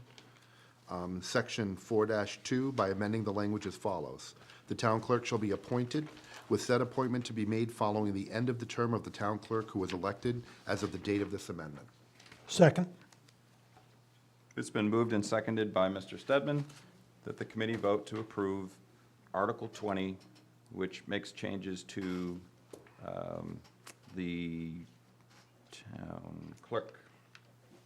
Am I on the right? Town charter. Sorry, yep, thank you. To the town charter affecting whether the town clerk shall be appointed. Discussion. Mr. Chair? Ms. Garzon. So the other articles that dealt with the town charter were removed from the warrant. Would our member of the select board care to explain why this one is still in? Or what the rationale is? Yeah, thank you. The article to move the select board from 3 to 5 was removed because there is a clear line in our town charter that says that our chart, I can't quote it, but it says that the way you change the charter, that on the composition of the select board can only be done through a charter committee, elected charter committee. We did not have an elected charter committee, we had an appointed charter committee. So we just felt that that was too much of a bright line to cross. The state legislature always has the authority to override what a town does in that situation. But since our charter is pretty clear on it, it's the same argument that Mr. McCaffrey made at the last town meeting. So we removed that one because we thought it was a pretty bright line that we shouldn't cross. And then, And if I may just interrupt you, so the select board voted on this, Yes. and there were opinions on both sides, which I'm not going to get into, but just to understand, you know, this is coming from the a recap of what happened at the select board meeting on Monday, so. yeah, I'm speaking about our voted position on it, not personal views. And then the other one was more, the other article allowed the select board to appoint the fire chief, the police chief, and the DPW director, as opposed to the town administrator doing that. It had always been that the town administrator appointed those positions prior to the charter change. At one point, when the town administrator's appointing authority was part of the charter, it made sense to spell out that article, but the Charter Review Committee, I don't think, pushed it forward. I'm not certain on that. I'd have to check back. Like I said, it was a year and a half ago, the notes, but I don't think those were in the original draft that the Charter Review pushed forward. And it did make sense to keep it in there basically after we'd already removed all the authority of the change of authority for the town administrator. So basically, the theory is we still have to ratify any appointments. We can block any appointment that the town administrator should make, but we felt that the town administrator should be able to hire his or her own team. And this article stayed in because it had been part of that kind of bundle of changes to the charter? It was. Each of the sections stood on its own. This one, there was unanimous view on the select board that this needed to be considered by the voters because it has come up repeatedly. There was no bright line rule in the charter about Okay. it, so it seemed to rise to the ability to stay on the charter. Thank you for explaining that. Ms. Boyardi, Mr. Schultz? can Did- you sorry. just ask your question first, and then, Okay, yeah. Well, I didn't want him to go too far. thank you. Did you say that the Charter Review Committee had to be appointed or elected? To make all the changes other than the composition of the select board, they can be appointed. To change the composition of the select board, it has to be an elected charter review committee. Okay, we had town, I don't know if this is a question you can answer or not, but we have town council. Did he not make No. any of those recommendations when you're, Let me, I'm sorry, I can clarify. We have the ability to, no matter what the charter says, we can go to the state legislature and say, we voted at town meeting, please approve this for us, bypassing local elections. We believed that we should go through the local process for these amendments. For the town clerk, we won't have to go to the legislature. It'll all be decided locally by the home rule petition. It'll all be decided at town meeting with a 2/3 vote. And if it should get 2/3 at town meeting, it'll move to the town ballot where it needs a simple majority. I understand what you're saying. I'm asking when the committee was formed and you went to town council for advice, was this not noted by him in any way that these were? I think the question could and should are the difference. We could have done it through the state legislature. It's our decision whether we should have done it through the state legislature. Okay. He gave us good legal advice. We could do it, but the question then became a select board decision, should we do it through the state legislature? Okay. Even though we legally could. Mr. Chair? Mr. Stedman? I support this amendment, irrespective of the people involved. To me, a structure where you have an elected official supervising union employees that work in this building, and in fact, sort of report to the town administrator under the contracts and everything. I think it's a structure that really doesn't make logical sense. I understand there are lots of issues with people, but I think we have to look at this aside from that as to what makes long-term sense for efficient management of the town. Thank you. Mr. Chair, Ms. McGinnis? could us, excuse me, Mr. Schultz? Could you explain why there is why the select board feels there's a need of appointed versus elected? You just stated that the town clerk should be part of the team. I know, when I referenced the team, I was talking about the police chief, the fire chief, and the DPW director on the article that we removed. Not that what we're talking, okay. And this article, the reason it's still there, this was recommended unanimously by the Charter Review Committee. There was no no question of the legal ability to do it the way we're talking about doing it. We felt that it gave the town the full right to be heard at an election and everything else. And we thought that, quite honestly, the role of the town clerk has evolved. It's become more of a full-time job. And our town clerk office is based on whether the reality is it being worked full-time or part-time, it should become a full-time job, and we should have a town clerk that is full-time working for us, that is part of the department heads of the town. Mr. Chair, I believe the town clerk testified that she's requesting an increase of $30,000 to her existing salary, with at least 20 hours to be during hours when the office is open. And so you're going to have to, there's going to be a salary regardless if it's appointed or as she states. But our current town clerk has participated in 7 elections. She has prevailed every time. Is the reasoning that you can't beat her, so take the position away, and I'm speaking as an individual, and let the town administrator and the select board choose someone? I wonder if they know better than us voters know about who should be our town clerk. I know of no matter that's been filed by the Office of the Attorney General toward the current town clerk that she has failed to perform according to her statutory responsibilities. We have heard vague comments.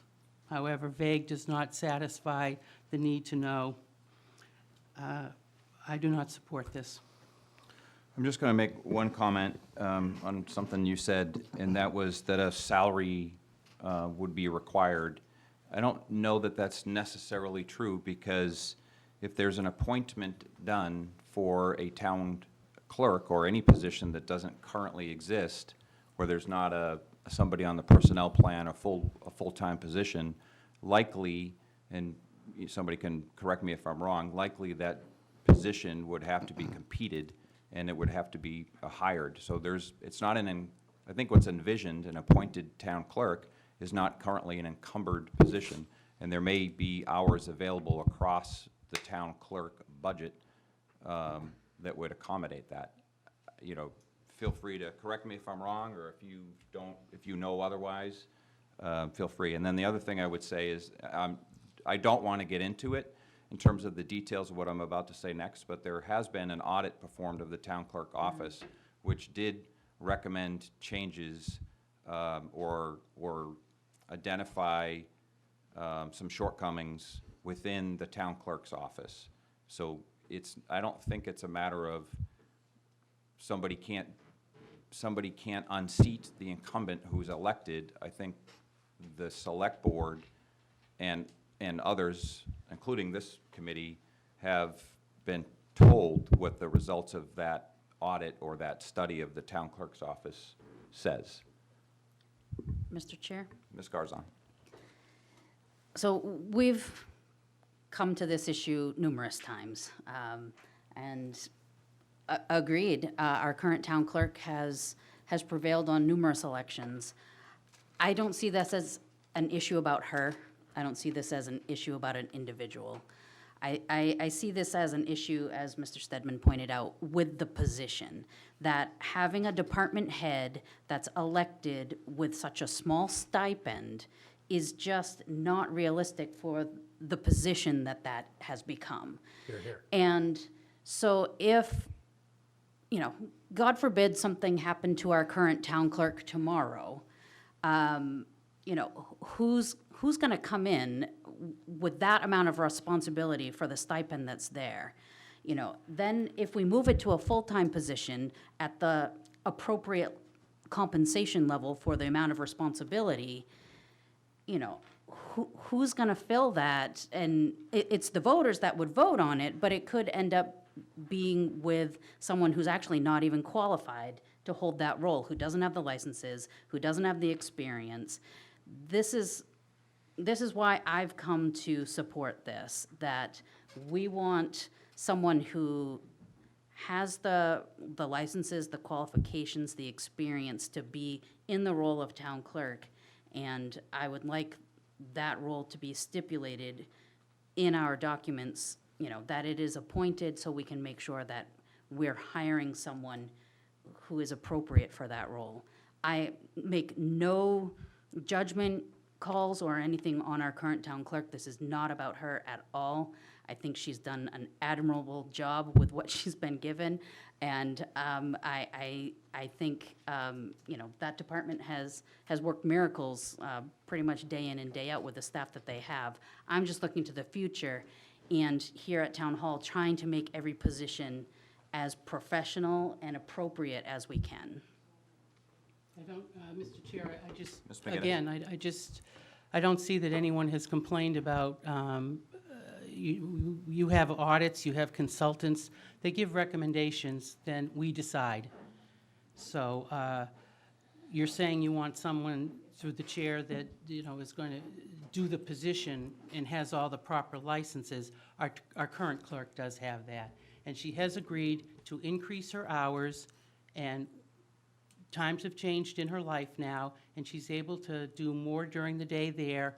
And I know firsthand that you hear this in the senior center, she visits homes on weekends and nights to accommodate the elderly, and she will continue to do that. Thank you. Okay.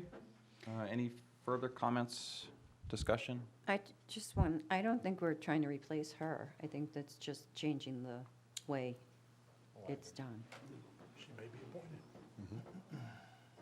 Okay. I'll take it to a vote. And please remind me, we did have a motion and a second? Yes. Thank you. Sorry, don't want to speed. Mr. Stedman, Yes. Ms. Reyes, Aye. Ms. McGinnis, Nay. Mr. Lohr, Aye. Mr. Borgman. Excuse me, Ms. Boyardi, Aye. Mr. Underhill, Aye. Ms. Garzon, Aye. Mr. Berube, aye. Motion passes 8-1. Article 21. Bylaws. Mr. Chair. You sure? You take a drink of water first. Nah, I'm good. Ms. Garzon. I move that we recommend approval of Article 21, which would amend the zoning bylaws to fix the tables. Oh, wait, no, this is the wrong one. So, to amend the zoning bylaws by amending Section XII, Administration and Enforcement, T, Associate Member to the Planning Board, from an Associate Member to the Planning Board shall be appointed by the Board of Selectmen for a term of 1 year, such Associate Member to act on special permits. 2, an Associate Member to the Planning Board shall be appointed by the Select Board for a term of 1 year, such Associate Member to act on special permits and site plans. Second. It's been moved and seconded that the committee vote to recommend Article 21. It was seconded by Ms. Boyardi. Deirdre? Got it. And essentially what this does is it provides the associate member with the ability to act on site plans that would be they would then gain that, that authority versus currently it's just special permits. Discussion. So as we, oh, Mr. Chair. Go ahead. As we heard from the planning board, the special permits kind of have a higher threshold of authority than site plans. Site plans are determined on a town-by-town basis, and special permits are more a requirement and designation by the state. Therefore, this is giving kind of a lower level of authority in addition to the higher level authority that the associate member already has. So I see this as expeditious to, you know, the work of the planning board in the approvals that, or the zoning board, planning board, in the approvals that they need to make. Further discussion? None heard, we'll take it to a vote. Mr. Stedman, Aye. Ms. Reyes, Aye. Ms. McGinnis, Aye. Mr. Lohr, Aye. Mr. Borgman, Ms. Boyardi, Aye. Mr. Underhill, Aye. Ms. Garzon, Aye. Mr. Berube's an aye. Motion passes 9-0. 9-0. Mr. Chair, Ms. Garzon? I move that we recommend approval of Article 22, which would amend Table 2 of the area regulations and Table 3 of the height and bulk regulations in Section 6 of the Town of Millis zoning bylaw to insert the IP2 district to the IP2 column as written in the warrant. I second. I'm just going to make a quick correction. It adds IP2 district to the IP column. Yeah. And it stated it was IP2, but Yeah. it just adds it puts IP1 and IP2 together in the table. I see. Yep. Discussion? None heard, take it to a vote. Mr. Stedman? Aye. Ms. Reyes? Aye. Ms. McGinnis? Aye. Mr. Lohr? Aye. Mr. Borgman? Aye. Ms. Boyardi? Aye. Mr. Underhill? Aye. Ms. Garzon? Aye. Mr. Berube? Aye. Motion passes 9-0.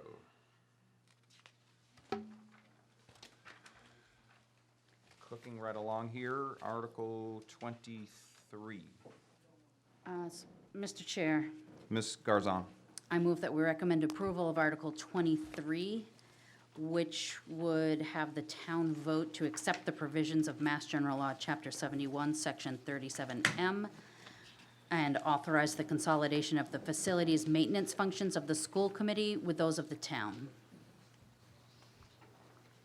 Second. It's been moved and seconded that the committee vote to recommend Article 23, which authorizes consolidation of facility maintenance functions of the school committee with those of the town. Discussion? None heard. I'll take it to a vote. Mr. Stedman? Aye. Ms. Reyes? Aye. Ms. McGinnis? Aye. Mr. Lohr? Aye. Mr. Borgman? Aye. Ms. Boyardi? Aye. Mr. Underhill? Aye. Ms. Garzon? Aye. Mr. Berube's an aye. Motion passes 9-0, Deidre. Got it. Do we, has that been allocated to a member yet? No, it has not, and so we'll come back to that. Okay.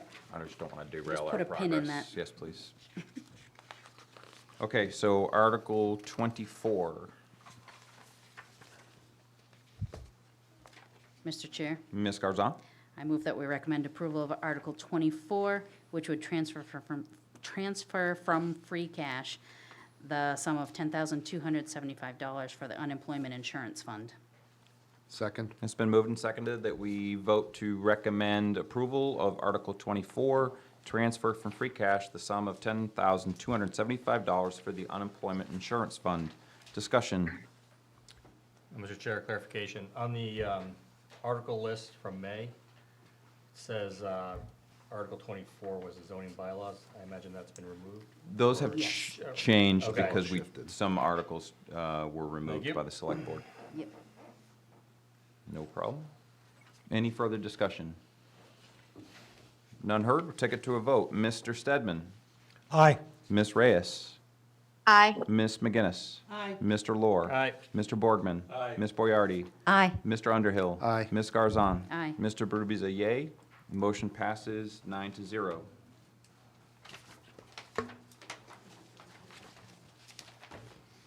Article 25, OPEB.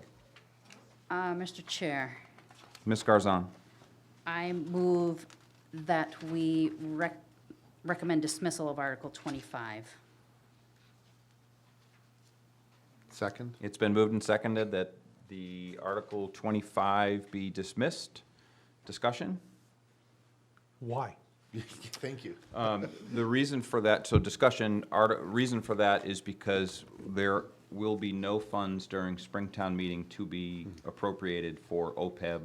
I believe, I don't speak for the select board, but I believe it's the select board, their intent, as well as discussions I've had with Mr. Gazinski, that we will be looking to make an appropriation to that at the fall town meeting. Okay, that's what we did last year.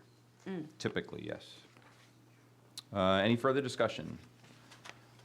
None heard, we'll take it to a vote. Mr. Stedman? Aye. Ms. Reyes? Aye. Ms. McGinnis? Aye. Mr. Lohr? Aye. Mr. Borgman? Aye. Ms. Boyardi? Aye. Mr. Underhill? Aye. Ms. Garzon? Aye. Mr. Berube is a aye. Motion passes to dismiss To dismiss. 9-0.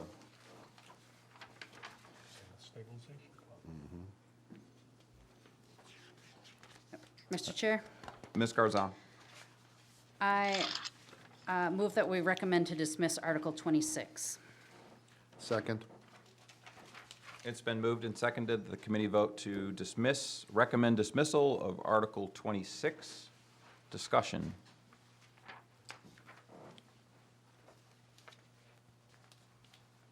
None heard. We'll take it to a vote. Mr. Stedman. Aye. Ms. Reyes. Aye. Ms. McGinnis. Aye. Mr. Lohr. Aye. Mr. Borgman. Ms. Moriarty. Aye. Mr. Underhill. Aye. Ms. Garzon. Aye. Mr. Berube and I. The motion to dismiss passes 9-0. Article 27.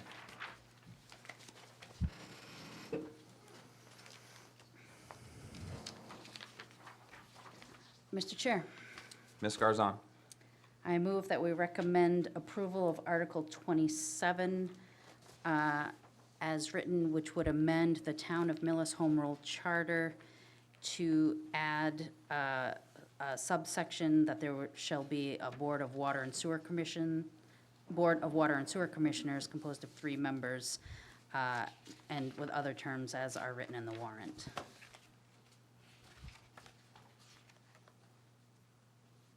I need a second. Second? It's been moved and seconded that the committee vote to recommend approval of Article 27, which is changes to the charter to essentially authorize or embark on the process for elections of sewer commission, water and sewer commission. Discussion. Mr. Chair, can we discuss 27 and 28 jointly? I prefer that we do not. We likely, why do you want to discuss them jointly? Because they're really the same thing. I understand. One gets to, yeah, there's legal differences that I don't recall, but one gets to the bylaw and one gets to the operation. But they're really the same thing. It just has to happen procedurally in 2 places. In my opinion, I understand that, and I think we all understand that. I don't want to, during our discussion of one, necessarily tie the other one in. We know if there are changes, for instance, I mean, if we know that we're discussing both, and when we vote, it's very unlikely, I presume, that we would approve one or not approve one and not the other. Okay. If there are changes along the way to language, if a motion is made to amend, then we would have to make sure that we would accommodate that in the respective other article. So Okay. I would just like to start with discussion on Article 27 by itself. Yes, Mr. Chair. I do not support this. I think that we really need to have a simple, straightforward form of government where the select board has really the authority to set rates and manage the town finances. They're accountable if we don't like what we're doing. There's one of them up for reelection every year. I don't see that this, I think this complicates things. It is the antithesis of streamlining government. And I have not heard any argument to me that's compelling, so I do not support this. Okay? I have 2 sentences. I want to, unless someone else has any discussion?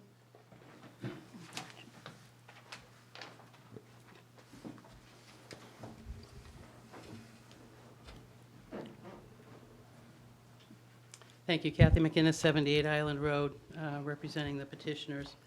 A successful vote at the May 2nd town meeting does not mean there will be a Water and Sewer Commission on May 3rd. It means that the process can begin to further research, including citizen input and public forums and discussion, something the Select Board has not allowed the petitioners to discuss.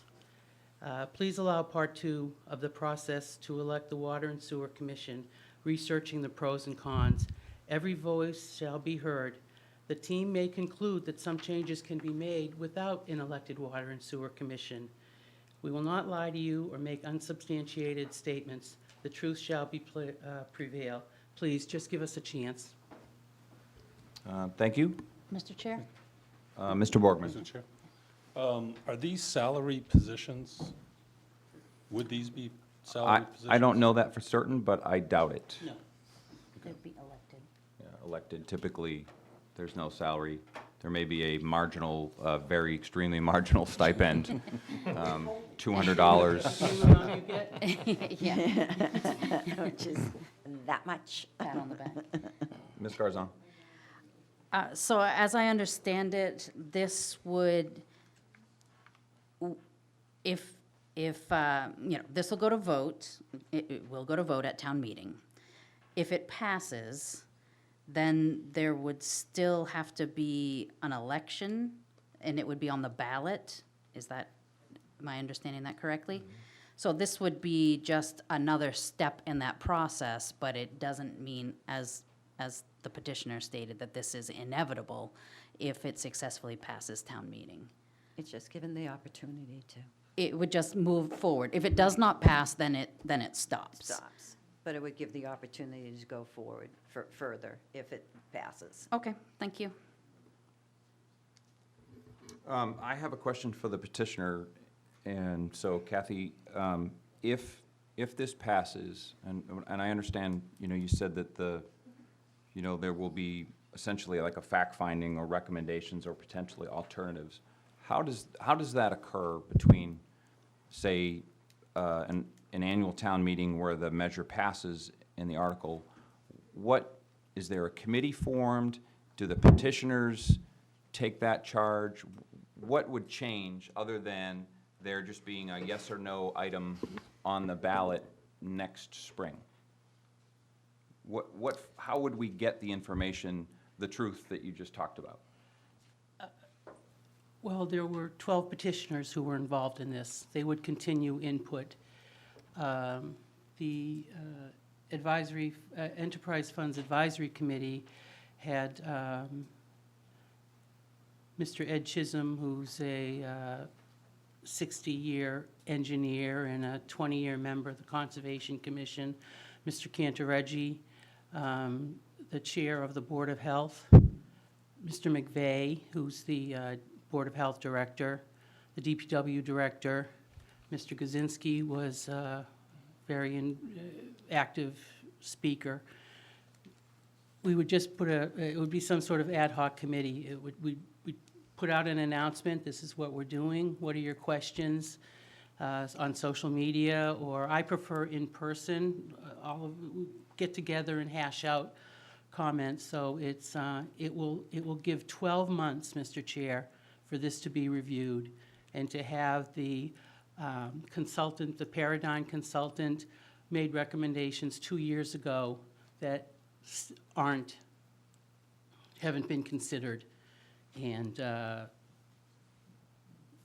working off the two reports would be, just more work needs to be done on it before just an up and down vote at the town meeting. Just another 12 months to work with other towns, have them come and speak on the pros and cons. I understand that the selectmen had 11 or 12 emails from mostly town managers who opposed it because we feel they don't have the free cash, the money anymore.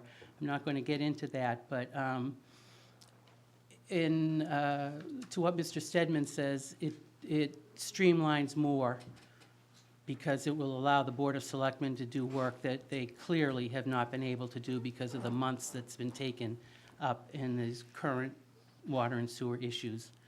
And the ratepayers will have an elected commission to answer to. And just haven't found any reason not to at least go to phase 2. Okay. Thank you. Okay, thank you. Mr. Chair. Mr. Underhill? I'd like to put forth that the latest difficulties that were with the sewer payers with the connection fee, that was directly due to the committee recommendations made by the Enterprise Committee. Am I mistaken on that? Yes, you are. Okay. Yes, you are. And Please correct I'm me. glad finally the document that the Enterprise Funds Advisory Committee received came from the Board of Selectmen when it was reviewed by town council.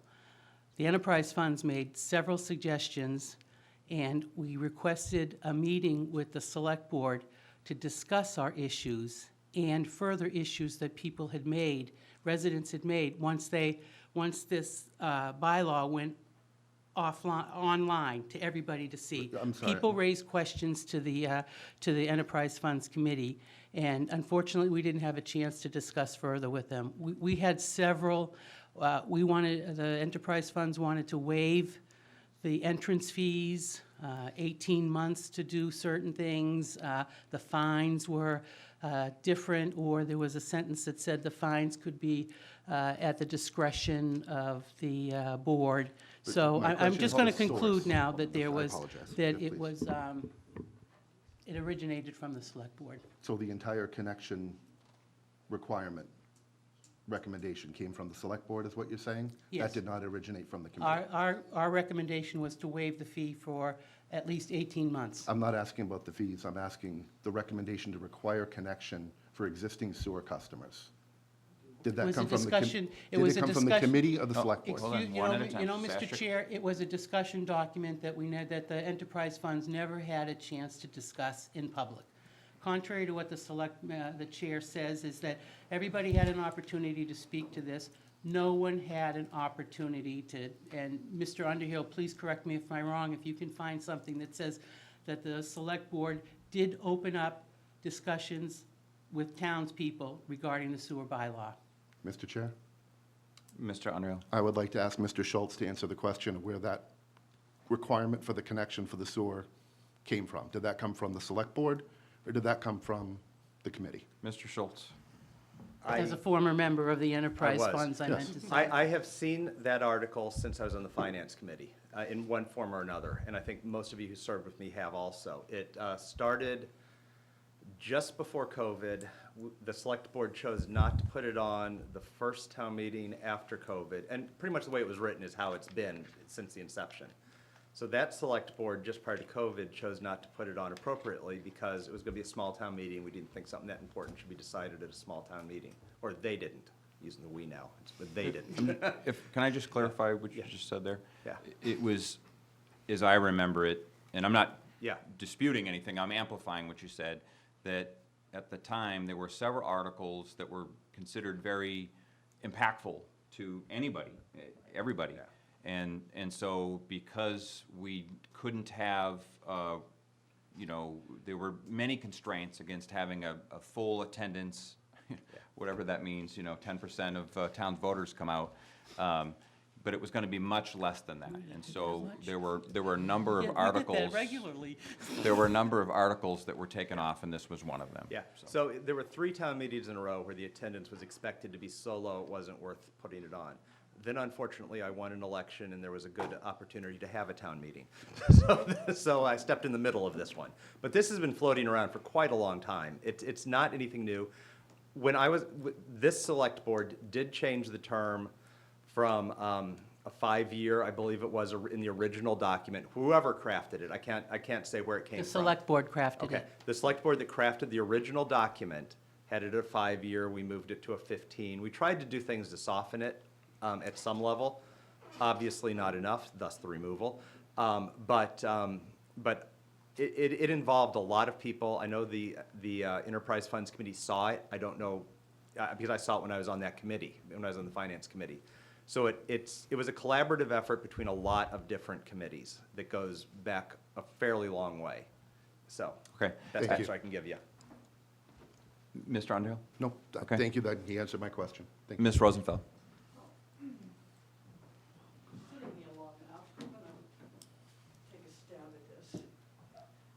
Ellen Rosenfeld, 12 Evergreen Terrace. I've been at a lot of meetings where this amendment or sewer commission has come up. And there has been, and each successive meeting is more confusing than the one before.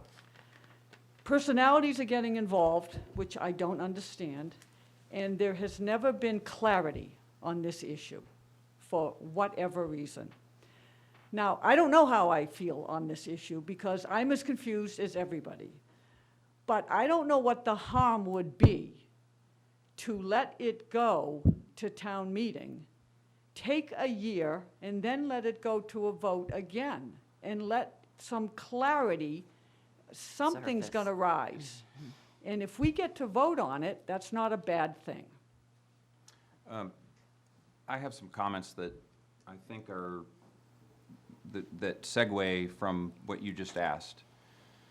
Because that's one of my concerns. One of my concerns, and that's why I asked the question I did about what is going to happen between now and next spring annual town meeting. And I'm encouraged by Kathy's answer. Although there's nothing that obligates anybody to do anything between now and next spring. It will just be on the ballot in some form or fashion if it passes during this town meeting. But my concern is that there is, when Ms. Rosenfeld says that there are personalities, there are feelings on this issue that are extremely strong on both sides. And unfortunately, I think it has clouded the issue in terms of, you know, it's politicized the issue. And my fear is that this will remain and only heighten more politics. You know, all politics are local. Well, this really is an issue, and I wish we could have collaboration on the issue to really come up with the right answer for the townspeople and the ratepayers. I feel that there are some points that Kathy has made and that the petitioners have made that have merit. I also feel that the select board has taken some correct steps to rectify misallocations of revenue since the report was done by Paradigm, the initial report.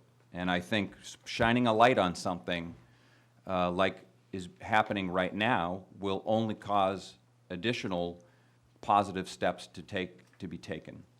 In a perfect world, in my perfect world, and it would be far from perfect, but given the items that were discussed in this lead up to this town meeting, an increase of the select board to 5 members, I would have supported that, and it won't happen.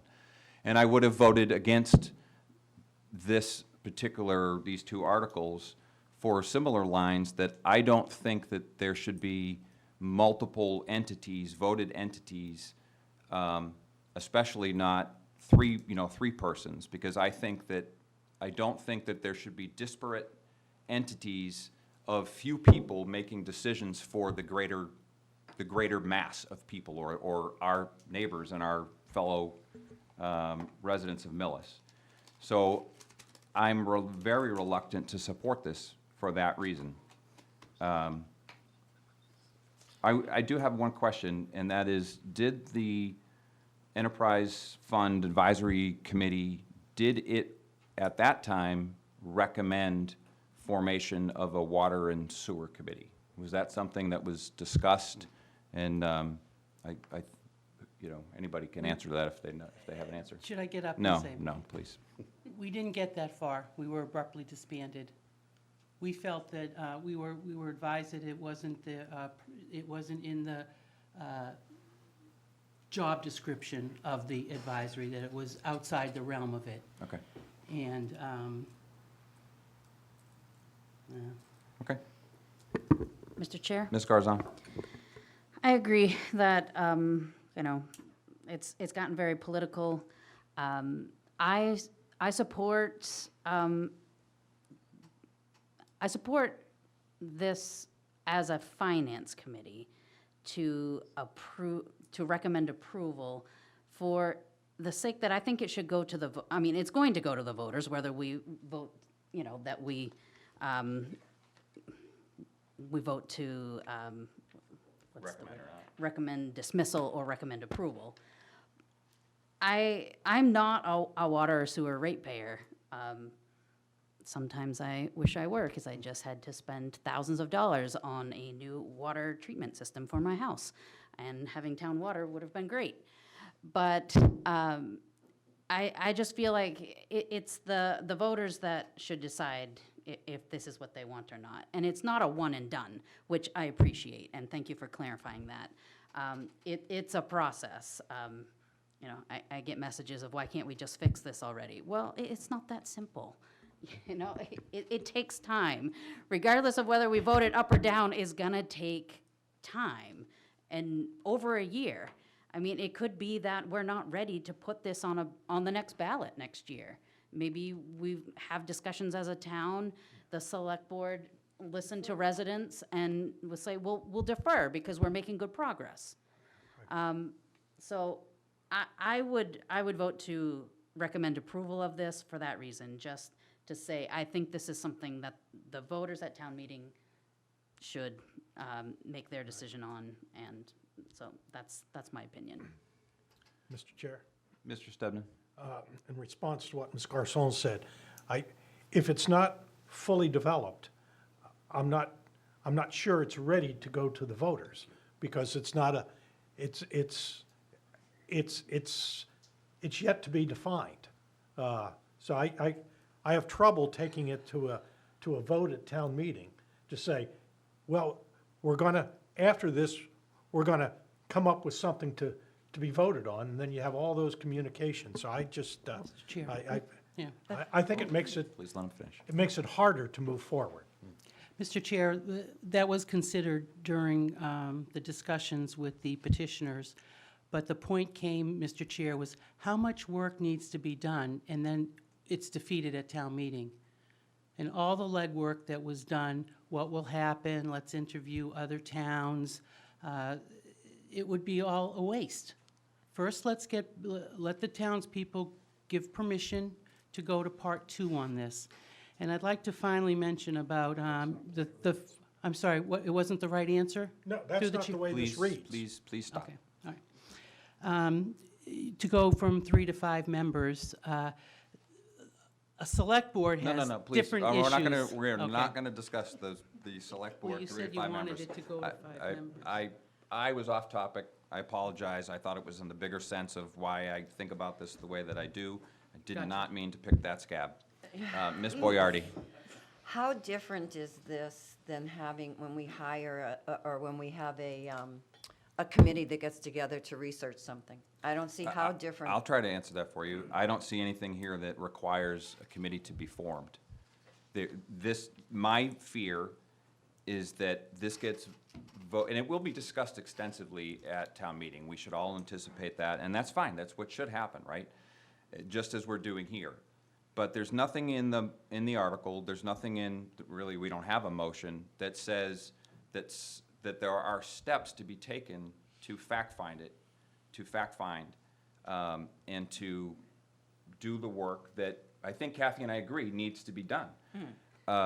That's my fear. And so if it gets voted and it passes, the momentum starts, and people will take away from this that there will be a elected sewer and water and sewer commission. And that's not what we're talking about here. We're talking that there's going to be fact-finding and a recommendation that's put together, just like the EFAC put together when I presume it was a committee that voted, and they came to some sort of consensus. I personally, if I knew that there was a committee that would do that work and that would evaluate pros and cons, as you said, I would feel much more comfortable supporting this. But, Mr. Chair, this is the language that goes in the bylaws and language that goes into a charter. I understand. This isn't, fluff to be added to a bylaw to say, oh, well, before this is approved at the ballot, which it has to be. The charter has to, we could have done what the select board wants to do and take it to the legislature to do the second part of it. But no, this is the people.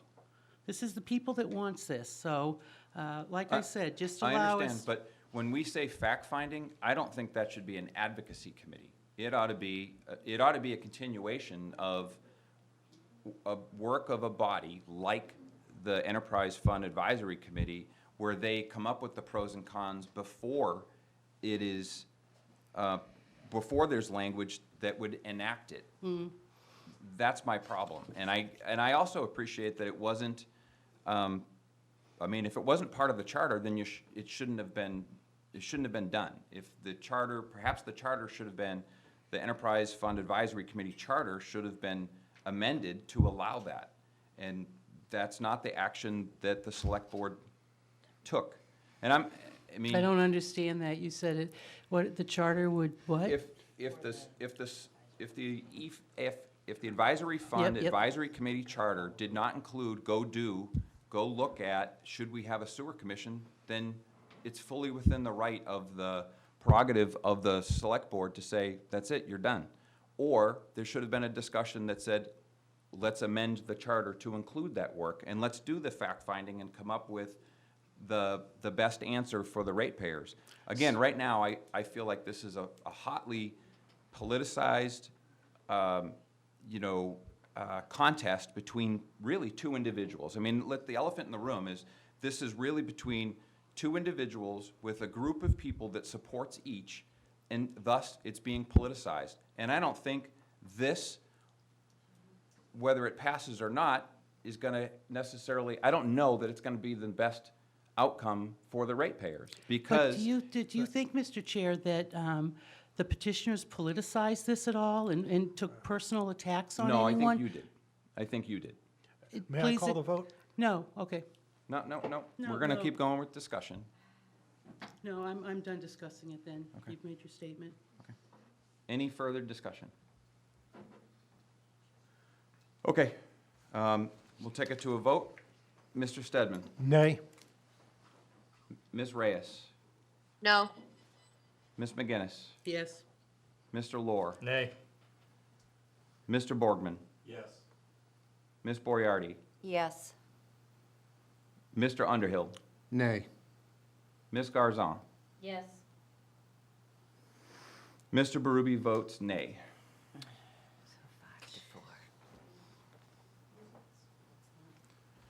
The vote Okay. The vote is to not recommend the article. The nays have it at 5-4. That's what I got. Article 28. But there, okay, I'm sorry. There was a motion to recommend approval, so then you have to, We have to take another motion to recommend Disapprove. to Thank you. dismissal. Thank you. I'll take a motion. Mr. Chair, Mr. Stedman, I recommend, we recommend to the board that they move to remove Article 27 from the warrant. To remove it? No. Dismissal. Minor dismissal. Recommend Mr. Un- dismissal. Okay. Recommend dismissal of Article 27. Second? It's been moved and seconded that the committee vote to dismiss Article 27. Discussion. None heard. We'll take it to a vote. Mr. Stedman, Aye. Ms. Reyes, Aye. Ms. McGinnis, No. Mr. Lohr, Aye. Mr. Borgman, No. Ms. Moriarty, No. Mr. Underhill, Aye. Ms. Garzon, No. Mr. Berube's a yay. The vote is 5-4 to recommend dismissal of Article 27. Article 28, Mr. Chair, Mr. Underhill. I move that we recommend dismissal of Article 28. Second. It's been moved and seconded that committee vote to dismiss Article 28. Discussion.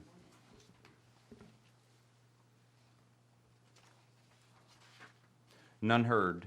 We'll go to a vote. Mr. Stedman, Aye. Ms. Reyes, Aye. Ms. McGinnis, No. Mr. Lohr, Aye. Mr. Borgman, Nay. Ms. Moriarty, Nay. Mr. Underhill, Aye. Ms. Garzon, Nay. Mr. Berube's a yay. The motion to dismiss passes from a vote of 5-4. Okay, I believe that's a wrap on voting for the warrant as provided to us. Don't you have to do the same thing you did for Articles 27?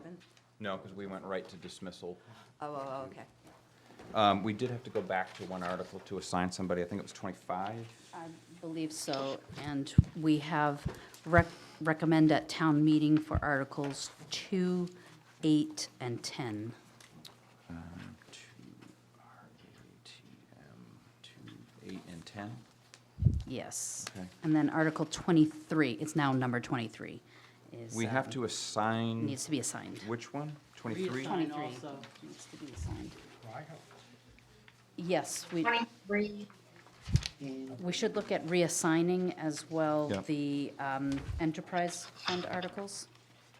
Don't think we do, actually. Ms. Kabibo.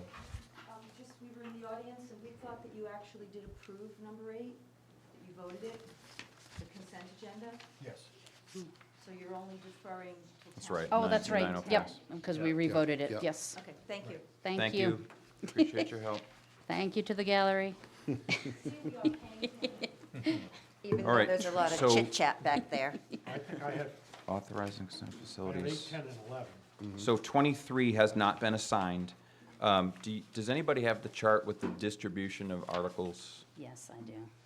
Can you pick off a candidate for me with a low article count? Don't be giving it to me, I'm in the hospital Friday. Peter Underhill or Jim Borkman? I lost the stabilization. Can we give you number 23? I don't even know what it is, but sure. It's just authorizing consolidating the town. Or, Mr. Chair, I Facilities can take function. the enterprise funds because I oppose them. I think I have them, actually. Oh, you We took we them? already talked about Oh, it. okay. Yeah, Okay. I got the town And he also administrator on the opposed it. 3-page one, so, Mr. Borgman. I don't have any of You them. can't just walk out. I'll trade you later. 'cause I'm just gonna go as written. Yeah. Well, Should. I don't Where's know he that you can going? do He that. can't just walk out. Who? But I Oh, can no, make he's Dawn got a read vote it. chat. Oh, I know. Yeah. Who was it? Oh, A Mr. couple of mine were reassigned that Jody read off, so I don't know if you want to assign me because I'm low on numbers now. I had the unemployment and OPEB. I only have 2 as well. Yeah, But you still get to say, we recommend dismissal. okay. They still exist. Can I, Understood. how about this? Without objection, I will take a look at this tomorrow. Yeah. Would you email me that?